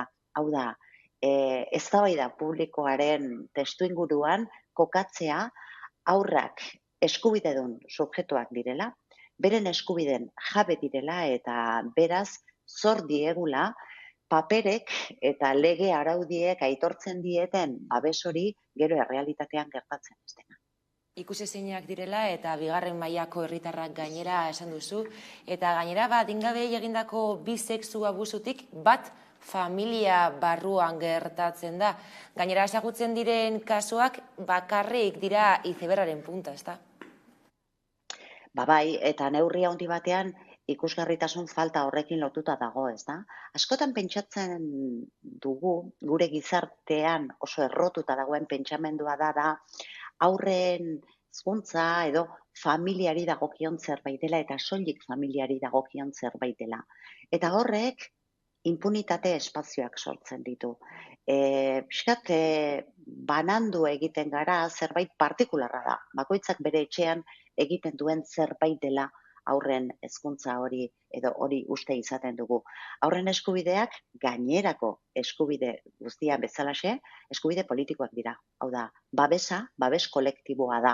Eta impunitate espazio horietan gertatzen da esate baterako oraintxe aipatu didazun violentzia sexu abusuen auzi eta drama hori, ezta? Oso gutxi dakigu eta dakiguna da salatzeraino iristen diren kasuak ez direla, aipatu duzun bezala, Azerbaijanen, erpina edo gailurra baino ez da.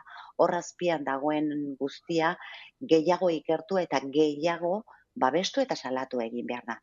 Salaketa prozesuetara zuzentzen dira sexu abusuak eta hala behar du izan, baina kontuan hartu behar dugu aurren kasuan, egoera honek ezaugarri partikular oso bereziak dituela, eta aurra bera dela, salaketa hartatze, babeste eta zaintza politika guztietan erdigunean kokatu behar duguna. Sistemak oso arrotzak zaizkie aurrei. pertsona heldu hori ere bai, pentsa aurraren kasuan nolakoa den arrotz izate hori, ez da?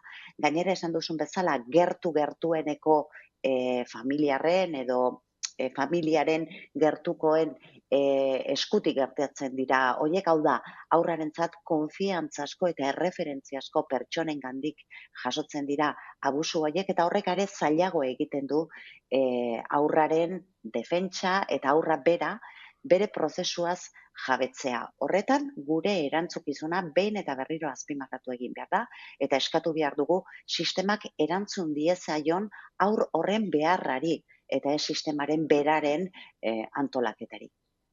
Sistemak erantzun behar duela aipatu duzu, Pilar, posiblea da edo nola egin alzaio aurre egoera honi, ez? Aurren eskubideak bermatzeko honetan, Hego Euskal Herrian edo Espainia mailan legeak jar daitezke edo ze lege edo ze egin daiteke? Babesarako legeak onartuta daude, babes integralerako legea onartu zuen orain dela 2 urte Espainiako Kongresuak, eta honek eman du zalantzari gabe oinarri ezinbestekoa. Gurera etorrita, Eusko Jaurlaritzak ere, laster indarrean jarriko du legea, eta horrek ere oinarri hori are gehiago sendotzea ekarriko du. Edonola ere, legeak gero garatu egin behar dira, legeak derrigor bete beharrekoak dira, baina horretarako sistema guztiak berrantolatu egin behar dira edo egokitu egin behar dira. Posible da, erdigunean jartzea, aurren babes hori, aurraren ongizatea lehen printzipio nagusi bezala kontsideratuta eta kontsagratuta dago aurren eskubideen kartan, eta sexu abusuei dagokienez, esate baterako Save the Childrenetik nazioartean ere bai, bultzatzen dugun eredua, Barnahus deitzen den eredua da injustu ere, aur horien artatze integralerako eredua. Zeinak aldatu egiten du guztiz, orain arte paradigma. Labur saiatuko naiz azaltzen, konplexu xamarra bada ere, uste dut erraz ulertzeko modukoa dela. Jo dezagun, azkenik, aur batek lortzen duela, behar duen konfiantza, babesa, soportea, salaketa jartzeko. Jo dezagun, aur horrek salaketa jarri behar duela, 11 aldiz, eragile desberdinen aurrean, polizia dela, eragile judizialak direla, babes laguntza sozialeko eragileak direla, eta bar. Rebiktimizazio aukerak ikeragarriak dira.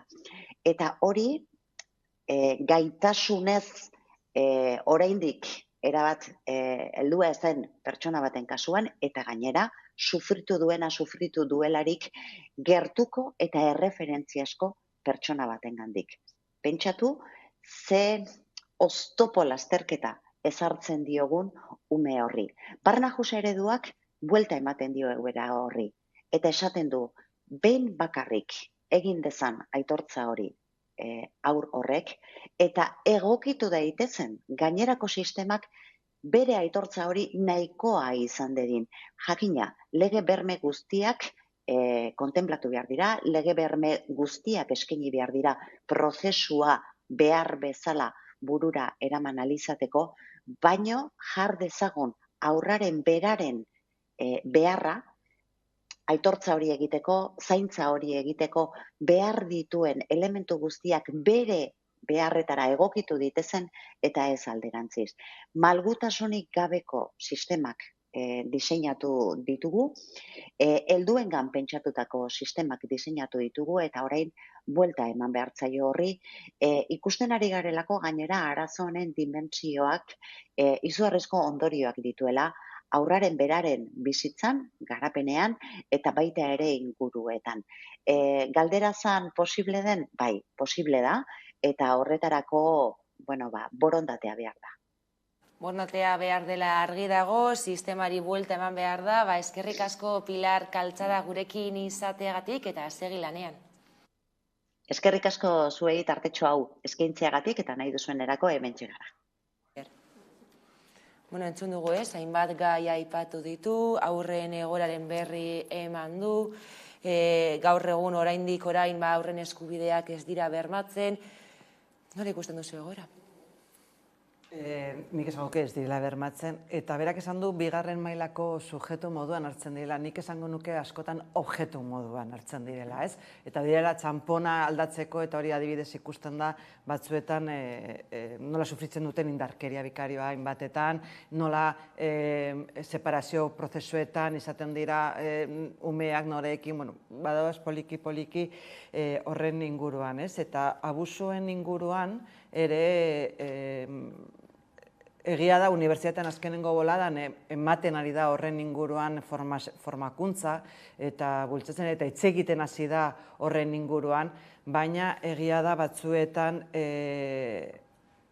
pentsa behar dugun alde batetik ume batentzat zaila izan behar dela horrelakorik salatzea. Batzuetan ezin dutela berbalizatu zer gertatzen zaien, ez? Hori alde batetik. Eta gero, emakume batentzat salatzea hain zaila baldin badagoelako dependentzia emozionala, holan, nola ez da gertatuko familia barruan gertatzen denean.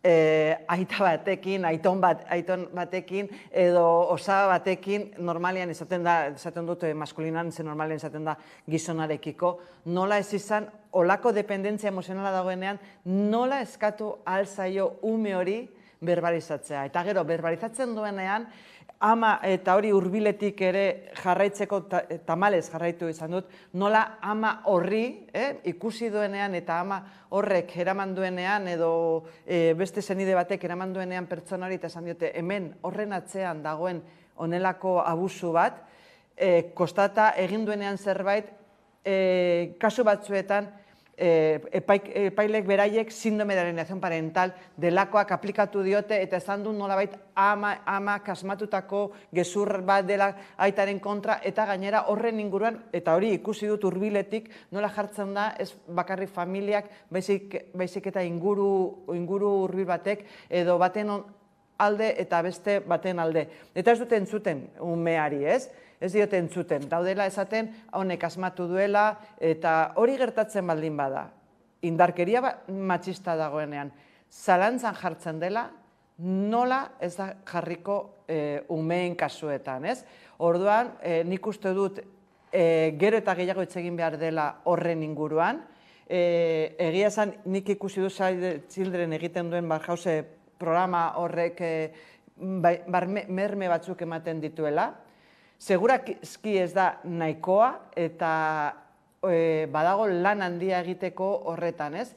Eta gero, pentsatu behar dugu, umeek sentitzen dutena, esaten ez dutena, benetan baliagarria dela, ez? Eta ez direla, txikiak direlako, gutxietxi haien sentimentuak, daukaten beldurrak eta horiek, eta nik uste dut hortik ikusi behar dugula, ze batzuetan gu ere gutxiesten dugu ume bat etortzen dena 5 urterekin, esan ez, maite minduta dagoela, ai, hau, txikia, ez, maite minduta dago. Berdin du, 5 urte, 25 urte, maite minduta dago, eta hori da positiboa, ez? Ez, orduan, kasu horietan ere, entzun behar dira, batzuetan adituen bidez, ze batzuetan guk ere ezin ditugu entzun, umeak hori ere kostatzen zaigu, ez daukatelak batzuetan komunikatzeko almenik, ze gainera abusu horiek batzuetan gertatzen dira hitza daukaten baino lehenago. Eta gero, emakumeen kasuan, indarkeria matxistaren kasuetan bezala, mesedez, ez jarri zalantzan hori ez, eta hortik eraiki ea zer gertatu den aztertu behar dela. Bai, bueno, azteko Pilar Zorionduz, eta ziur nago lan bikaina ingo duela, ez da, eta, bueno, esperientzia handia dauka gainera, arlo honetan, eta, bueno, egia da, bai oso erronka handia dagoela, ez da, horretik, eta, bueno, Save the Childrenen kasuan, ez da, gainera, erronka globala, nazioartekoa, uste dute Pilarrek esan duela, 120 herrialde, ez da, eta herrialde bakoitzak, bere arazo espezifikoak, ez, izango ditu, ez, baina, bueno, guri begira, bai nire ustez, gure gizartean ziur nago erremintak falta direla, ez da, umeen arazoekin erlazionatutako erremintak, batez ere, judizialak edo eta babes sozialen aldetik eta instituzioen aldetik, ez da, bai argi gelditu da, ez, umeak bigarren mailako, hiritarrak direla eta kasu askotan oso babes gutxi dutela, eskubide gutxi eta askotan hori senideen eskuetan daudela eta nahiko ez dakit arazo familiarrekin beti erdian eta gehien sufritzen dutenak dira. Orduan, sistemari buelta eman behar zaio, egia da, erraza ez dela eta lan asko dagoela aurretik, baina Save the Children bezalako ekimenekin, nik uste lan handia egiten dutela, baina egia da, gizarte orokorrean birpentsatu behar direla aurrerekin erlazionatutako politikak, politika sozialak eta epaitegien aldetik bebai nola jokatzen dan, zen eta kasu askotan umeak guztiz desprotegituak gelditzen dira eta azkenian kalte, konpundu ezin diren kalteak sortzen dira aurrengan. Erasoak aipatu ditugu, aurren kontrako erasoak, orain eraso matxistei buruz hitz egingo dugu. Izan ere, Ondarruan beste eraso matxista bat egon da, San Ferminetan 20, baino gehiago, ze irakurketa egiten dugu? Nik aurreko astean esaten duen, ea San Ferminetan baina jakinda gertatuko zela, eta nola autodefensa feminista beharrezkoa dela beti, eta esaten dugu prestatzen ari garela, herriko jaiak direnean, mugimendu feministatik azten gara mugitzen leku guztietan horrei aurre egiteko, beti desioa da ez gertatzea, baina tamalez gertatzen ari da, eta gainera gero eta gehiago entzuten baldin badugu ez direla existitzen indarkeria matxista, badela beste zera bat, batzuk gainera emakume batzuen ahotan jartzen dute halako azalpenak, esango dugu, Eta ez gara itu behar, hori alde batetik eta atera behar gara kalera, lehenengo antolatu behar gara halakoak ez gertatzeko, gertatzen direnean ere antolatu behar gara horrei aurre egiteko, eta zentzu horretan, esan behar dut, San Ferminetako eraso baten inguruan, hitz egin zuela entzun nion nola jasan izan zuen erasoa jasan zuen neska batek kontatzen zuela zelan gertatu zitzaion taberna batean eta nola tabernari atera zen eta nola funtzionatu zela eta horrela izan behar dela. Eta ez dugu gainera minimizatu behar edo zer eraso zera ze batzuetaz, hori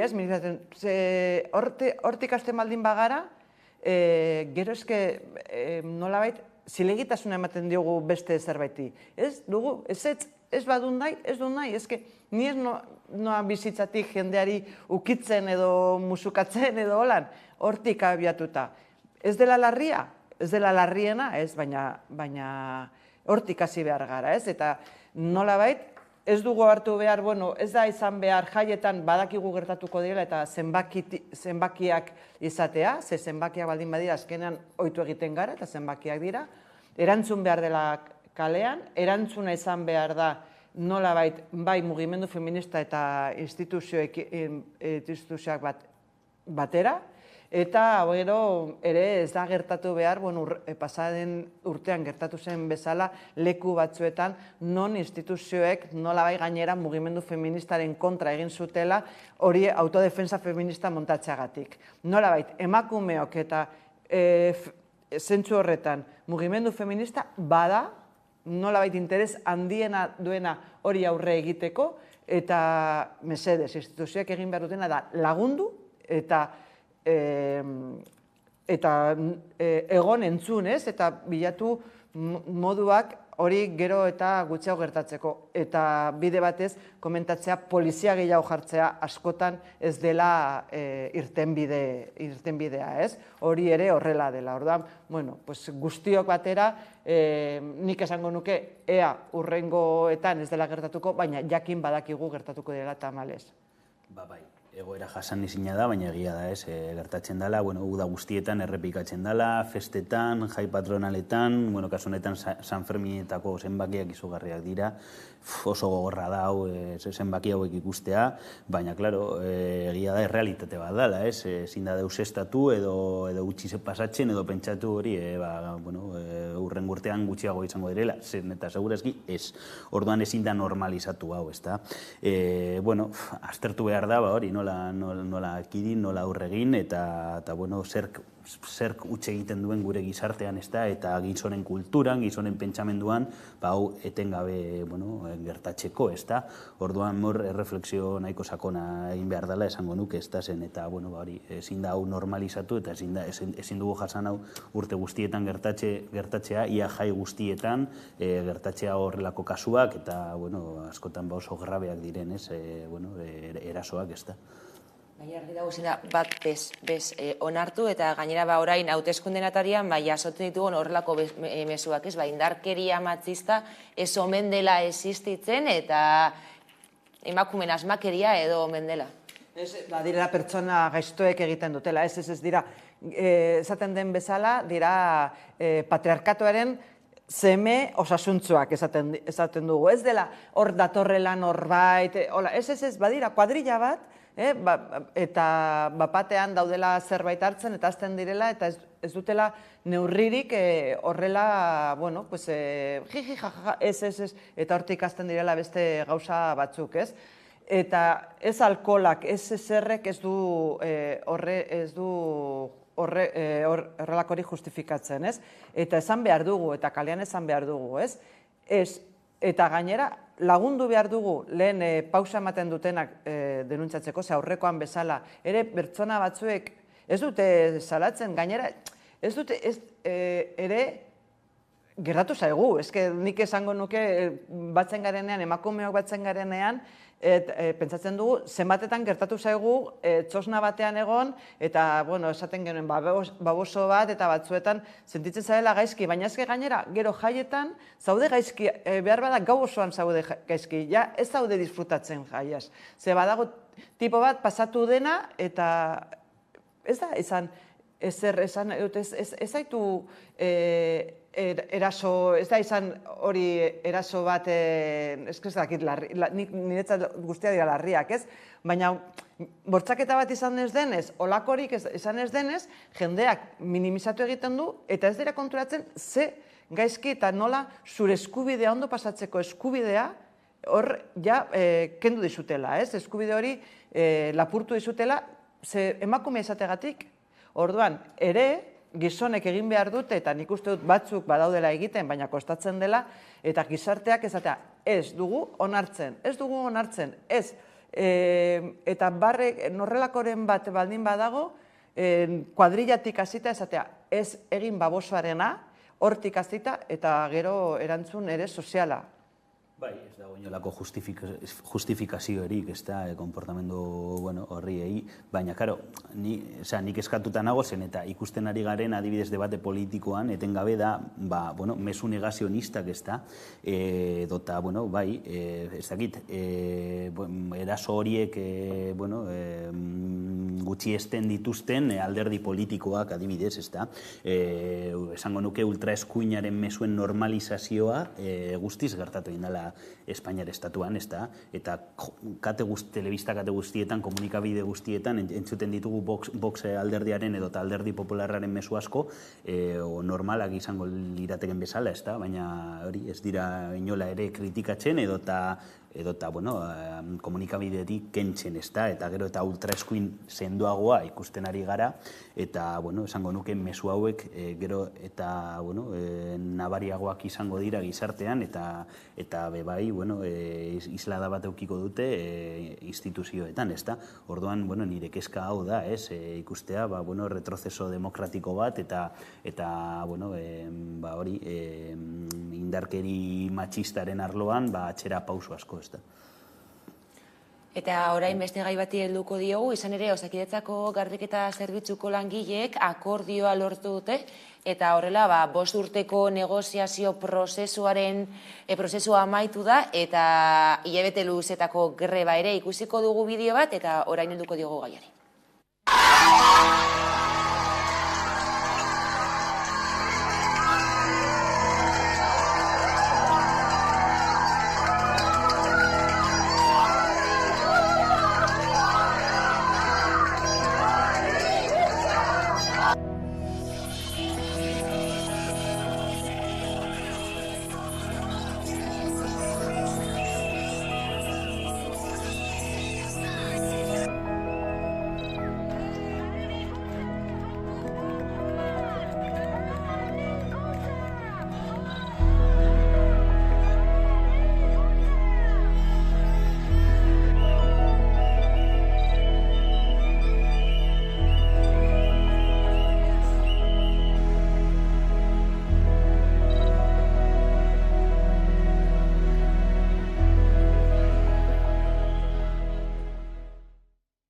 Egun greban egon dira, deigarria da, nola, Osakidetzako langileak dira, langile publikoak, baina garbiketa zerbitzukoak direnez, gehienak emakumeak dira, ez? Sektorea guztiz feminizatua da, 5 urte hitzarmena negoziatzen, eta Eusko Jaurlaritzak ez du eskua sartu edo, baina sektorea maskulinizatua denean, bitartekari lanak askarragoak ero dira, ez da? Bai, baina, nire txoko deigarria ez da, ze dinamika hau ikusten ari gara etengabe, arlo askotan, eta negargarria da, baina ikusten ari gara, hori nola, sektore oso vulnerableetan edo eta feminizatuetan, lan gatazkak gero eta, oso luzeak izaten direla, ez da, eta konponbidea, kostatzen dela heltzeko, ez da. Hau esan da, nik askotan esaten dut hemen, honek berriro ere erakusten du nola greba egitea, balio duela, ez da, zeo zertarako, ez, kaso honetan, lan baldintzak hobetzeko, ez da, orduan, ni asko posten naz, eta esango nuke hori dala bidea, ez da, zen, eta, askotan, beti, hori, enplazatzen da, negoziaketara, enpresarekin, edo, eta kaso honetan, Osakidetzarekin, edo, eta bar, baina gero lan presio bat, ez, eta, lan uste presio bat egiten ez baduzu, asko zailagoa da, ere, ez. Egia da, kaso honetan, greba luze izan dela, baina, karo, greba luze asko ikusten ari ditugu, azken bola honetan, eta, esango nuke, zorionez, azkenean greba hauek irabazten direla ia kasu guztietan, ez da? Orduan, bide horretik jarraitu beharko dute, batez ere sektore oso prekarizatuetan, eta garbitzailean sektorea oso prekarizatua eta oso feminizatua da, baina, momentuz garaipen bat bide horretan, eta ikusi beharko dugu, bide horretan baldintzak ere hobetzen juten diren beste sektore batzuetan, oso prekarizatutak daudela, ez bakarrik Osakidetzako garbitzaileak, baina ere, beste sektoreetako garbitzaileak adibidez. Nik lehenengo zoriondu, eta ez zoriondu lortu duten akordioagatik, ez da zerbait etorri zaiela, ez, baizik eta egindako lanagatik, eta nolabait akordio hau badelako borroka luze baten eta lan luze baten ondorioz, eta orduan zoriontzekoa dela hori, ez, eta, esan beharra dago, normalean galtzen den borroka bakarra da egiten ez dena, ez, eta orduan badaukatela borroka hauek eskubide batzuk horrela lortzen direla eta defendatu zen direla bai kalean, pankartetan eta zeretan eta batzuetan irabazten dela, galduta ere bai, ez? Ze badakigu zer den greba bat, greba luze bat, zer dagoen horren atzetik, ez da gauza, kostatzen da, egon dira mobilizazioak, kriminalizatuta ere egon dira, eta, esan beharra dago nola honetan, beste kolektibo feminizatuetan bezala esaten dugula funtsezkoak direla, esaten dugu gizarteak behar dituela, baina gero nolabait ez dutela izaten horrelako babesik, ez? Eta gero, azpikontratatutako kontratuak izaten dira, eta nolabait nik errebindikatuko nuke olako zerbitzuak administrazioak berak ezin dituela utzi beste enpresa batzuen eskuetan. Zer gertatzen da horrekin batzuetan egiten dute nolabait alo batean jartzen dira eta esan dute zuek konpondu enpresarekin eta gero sartzen gara. Egun ondoren izan da, ez, kasu honetan. Orduan, zerbitzu funtsezkoa baldin badira eta gainera esan genuen nola pandemia etzialdian esan genuen horiek egon zirela hor lan egiten, horiek funtsezkoak zirela, benetan, soziedade moduan ere esan behar dugu funtsezkoak direla, eta ondo ordaindu behar dela, eta eskubide zerak, eta ez da kasualitatea olako lanetan egotea emakumeak eta kostatzea hainbeste eramatea, ez? Ere honetan emakumeak berriro ere antolatuta, eta lortzen dira gauzak. Eta nik ere balioan jarriko dut ere sindikatuen papera, ez? Ze batzuetan, olako borroketan, sindikatuetatik kanpo egiten dira plataformak, montatzen dira plataformak, eta, nik esango nuke batzuetan borroka intersindikala edo sindikatuen bidezko borrokak ere badaukala berme bat, eta plataforma batzuetan, eta hori askotan gertatzen da, norbaitek arazo bat baldin badauka, bilatzen du olako kolektibo bat, eta ateratzen gara. Batzuetan ere horretarako borroka sindikalak bermatu du urte azkenengo mendetan lortzea eskubide batzuk. Eta eskubide horiek, eta orain ultraeskuina etortzeko arriskoa dagoela, eskubide horiek defendatu behar direla beti. Eskubide sozial eta zibilak beti tamalez edo zoritzarrez ez dela gauza bat lortzen dela eta betiko daudela. Beti atzera egiteko aukera badagoela, ez? Eta orduan, zoriontzea horrezegatik. Berriz ere jarri dute agerian geratu dela borroka frutoak ematen dituela.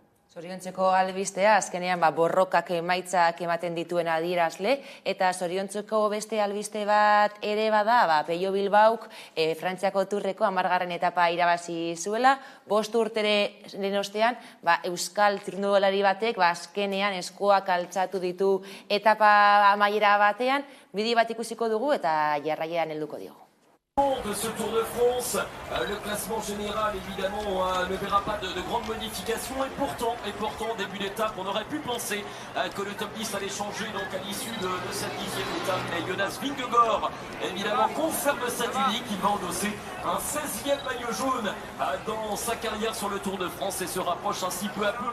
Sinestekoa, azkenean hainbeste urte daroa zuzenean olako helburu handi bat lortu nahian eta 13 urte ostean Tourrean garaipen lortzea itzela da. Azken 300 metroetan beste zertan pentsatu gabe aurrera eta nire esprinik onena bota dut Ginorentzako. Di loro, ovvero Pello Bilbao, spettacolare successo. Ez galdu aukeri, ikurrinek eskuen, geuri animoak emoten etorteko. Hau pasuek, handitzen azarie.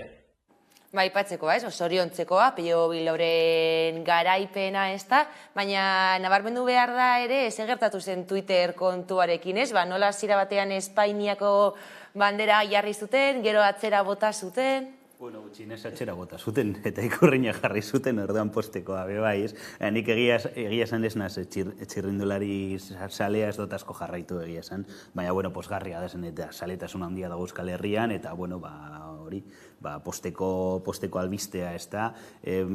Postekoa, gainera ere, sufritu genuenaren ostean, herritarrok hemen irteera erekin, izan zen, nahiko komplikatua, hori, mugitzeko egun horietan, nik etxako nahiko gorra izan zen, eta oso kritikoa izan nintzen, baina, orain, hori, posten gara, ez da, garaipen euskaldun honekin. Tourra hemendik atera zenean, nik ere, pizkat kritiko, nik baiz nela salea, eta Tourra, baina nabarmendu behar dute hori aldaketa egon zela 92ko ateratzearekin, ez? Ze nik uste dute, baldin bada, ikurriña jarri baldin badute, izan da, honetan oso argi geratu dela nolabait Euskal Herria zela, ez? Eta ez bakarrik ikurriñak egon direlako kalean. Nik uste dut, Tourrean ere egon dela horrelako aldaketa bat eta horrelako ikuspena. Nik, ikusi nuen Twitterren nola jarri zuten eta nola aldatu zuten eta nola batzuk azerratu ziren berehala, ez? Eta Bozento taldeak berehala esan zuen nolabait el Tour la monta edo horrelako zerbait, nolabait jartzen lehenengo zera bat, Espainiako bandera eta gero ikurriña, ez? Nik uste dute Tourrekoek oso argi izan zutela, eta, batzuei esaile bat ere gustatu. Eta, aldaketak daude, nik gogoratzen dut Herritorrantegik bere garaian ikurriña bat atera zuela, ere irabazi zuenean horrelakoren batean, eta nola horrek berak ordaindu izan zuen gero horren hori egiteagatik, ez? Momentu honetan, ikusten dugu ez dela alakorik, beti esaten dugun bezala, badaude batzuk ez daudela konten, eta esango dute haientzako dela garaipen espainola, markak uste dut jarri zuela ere garaipen el español después de no sé cuánto tiempo. Horiek badira ez dakit nola esan, ere niretzat pizkan nazionalismo kutrea dela hori ere bai, ez? Moskeatzea, zera, oso argi geratu da, Tourrentzat oso argi geratu zitzaion hau Euskal Herria zela, ikurrina jarri behar zutela, eta bueno, ikurrina jartzea ez bakarriturrean, baizik eta gero beste kirol askotan ere Euskal Herria moduan badagoen aukera konpetitzeko, eta hori ikustea beste leku batzuetan ikusten den bezala, beste nazio batzuek, naiz eta estatu baten barruan egon ahaldutela lehiatu orduan. Bueno, posten gara beragatik, posten gara ere Gernikan ziur oraindik ospatzen ari direla, eta, bueno, hemendik aurrera podium ere ikusten dugu horre Eliseoetan gehiegi izango da, baina, bueno, zergatik ez. Zer izango da podiumean ikustea euskal txirrindulari bat nik uste dut, baina zoriontzeko albistea, eta gainera, kritikak alde batera utzita edo, argi dau, Frantziako turrak balio izan duela, Euskal Herria nazio bat dela, nazio artean ikustarazteko.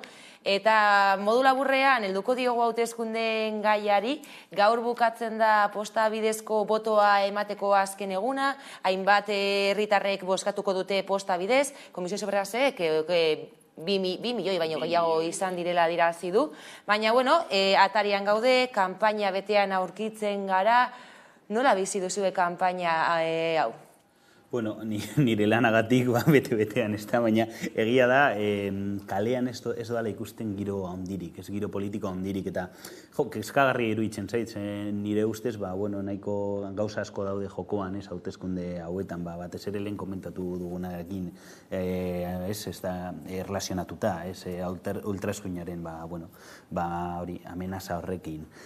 Horregatik, ez dakit, igual jendia ez dakit, beste txip batekin dago, eta logikoa da, ustaian gaur, jendea oporretan edo oporretan pentsatzen, eta igual ez daukate oso presente, ez da, hauteskunde dei hau, baina, klaro, egia da, datorrena, daukaguna hor frente, nahiko, arriskutsua dela, ez?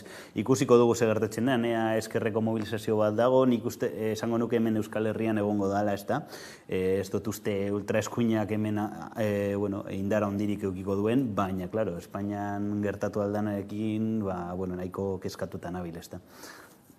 Ni pizkat jonkia naiz, eta orduan ikusi nuen pasaren egunean ere debatea. Esan beharra dago, diki gutxienez aspertu nintzela, espero nuen gehiago, ikusi nuen gazinera ziren zegoela, Sánchez oso zurduri zegoela, nik harritu geratu nintzen, esan nuen, bere gaia dela, eta gero, jan zela lasaitzen, ez? Eta egia da, gero entzun nion emakume bati esaten bi gizonak hitz egiten zirela, eta egia esan, behar bada, esan zutena ez zela berria, eta, nik ero, aitortu behar dut, Twitterren irakurtzen horren, egiten zuten horren irakurketa, zaten, interesgarriagoa da, hemen Twitterren dagoen esaten adirena, ikusi dudana baino, niretzat solaua iruditu zitzaidan. Kalean, esaten duen bezala, ez nagoela asko jarraitzen, baina bai sare sozialetan, eta nik uste dut beste irakurketa badagoela hemen hegoaldetik, ez? Eta badela irakurketa ez da bakarrik orokorrean ikusten da. Nik uste dut ez dela bakarrik modelo bat Feijóo edo Sánchez, hori eraman nahi gaituzte leku batzuetan. Nik uste dut oso importantea dela hemen ere zeintzuk joango diren, ara zein izango diren, eta nolabait bi hoien artean baino badagoela beste aukera batzuk. Nik esango nuke azkenengo legealdian egon dela aldaketa bat, eta ikusi da adibidez EH Bilduk lortzen dituela gauzak, eta gainera lorpen sozialak ekarri dituela Euskal Herria, eta ez dela izan hainbeste ekartzen duela TAP, ez dakiz zer txanponaren ordez, ez? Eta nik hortik egingo nuke ere irakurketa, ez? Nola, egia da, gero gertatzen denaren arabera, gauza gehiago lortu alko liratekela edo gutxiago, ez, eta zentzu horretan, oso importantea izango zela eskerra egotea Espainiako gobernuan, ze horretan ikusi da nola aurreratu diren gauza askotan aurreratu diren legean aldetik eta egia da, batzuentzat behar bada ez direla nahikoak edo gehiago nahi izango genituela edo ez dakit zer, baina gauza lortu dira eta gerta daiteke egia da horrelako gobernu balizko, eta bosekin baldin badago, izatea horrelako, ez dakit, desertu basamortuan pasatzea. Baina nik aurreko astean esan duen, eta nik optimista naizela, eta nik ez dut ikusten gobernu bat ultraeskuinarekin, ez dut ikusten egongo dela. Baina ez dakit nire optimismoa den edo zer. Nik zalantzak dauzkat eta ez naso zona pronostikoak egiten, orduan ez dut ezer esango, baina gertaleik egotea gobernu hori, zen eta inkesten arabera posibilitate balda. Inkestak dira, ikusi genuen segratu zen udala hauteskundekin eta gero emaitzek beste emaitza batzuk egon ziren, tarterik gabe gelditu gara, honekin bukatu behar dugu gaurko solasaldia. Eskerrik asko Arantza Gutierrez eta Miguel Aizpuru gurekin izateagatik. Orain tarte bat eta jarraian itzuliko gara Irati Jartzaren eskutik eguneko albisteak emateko.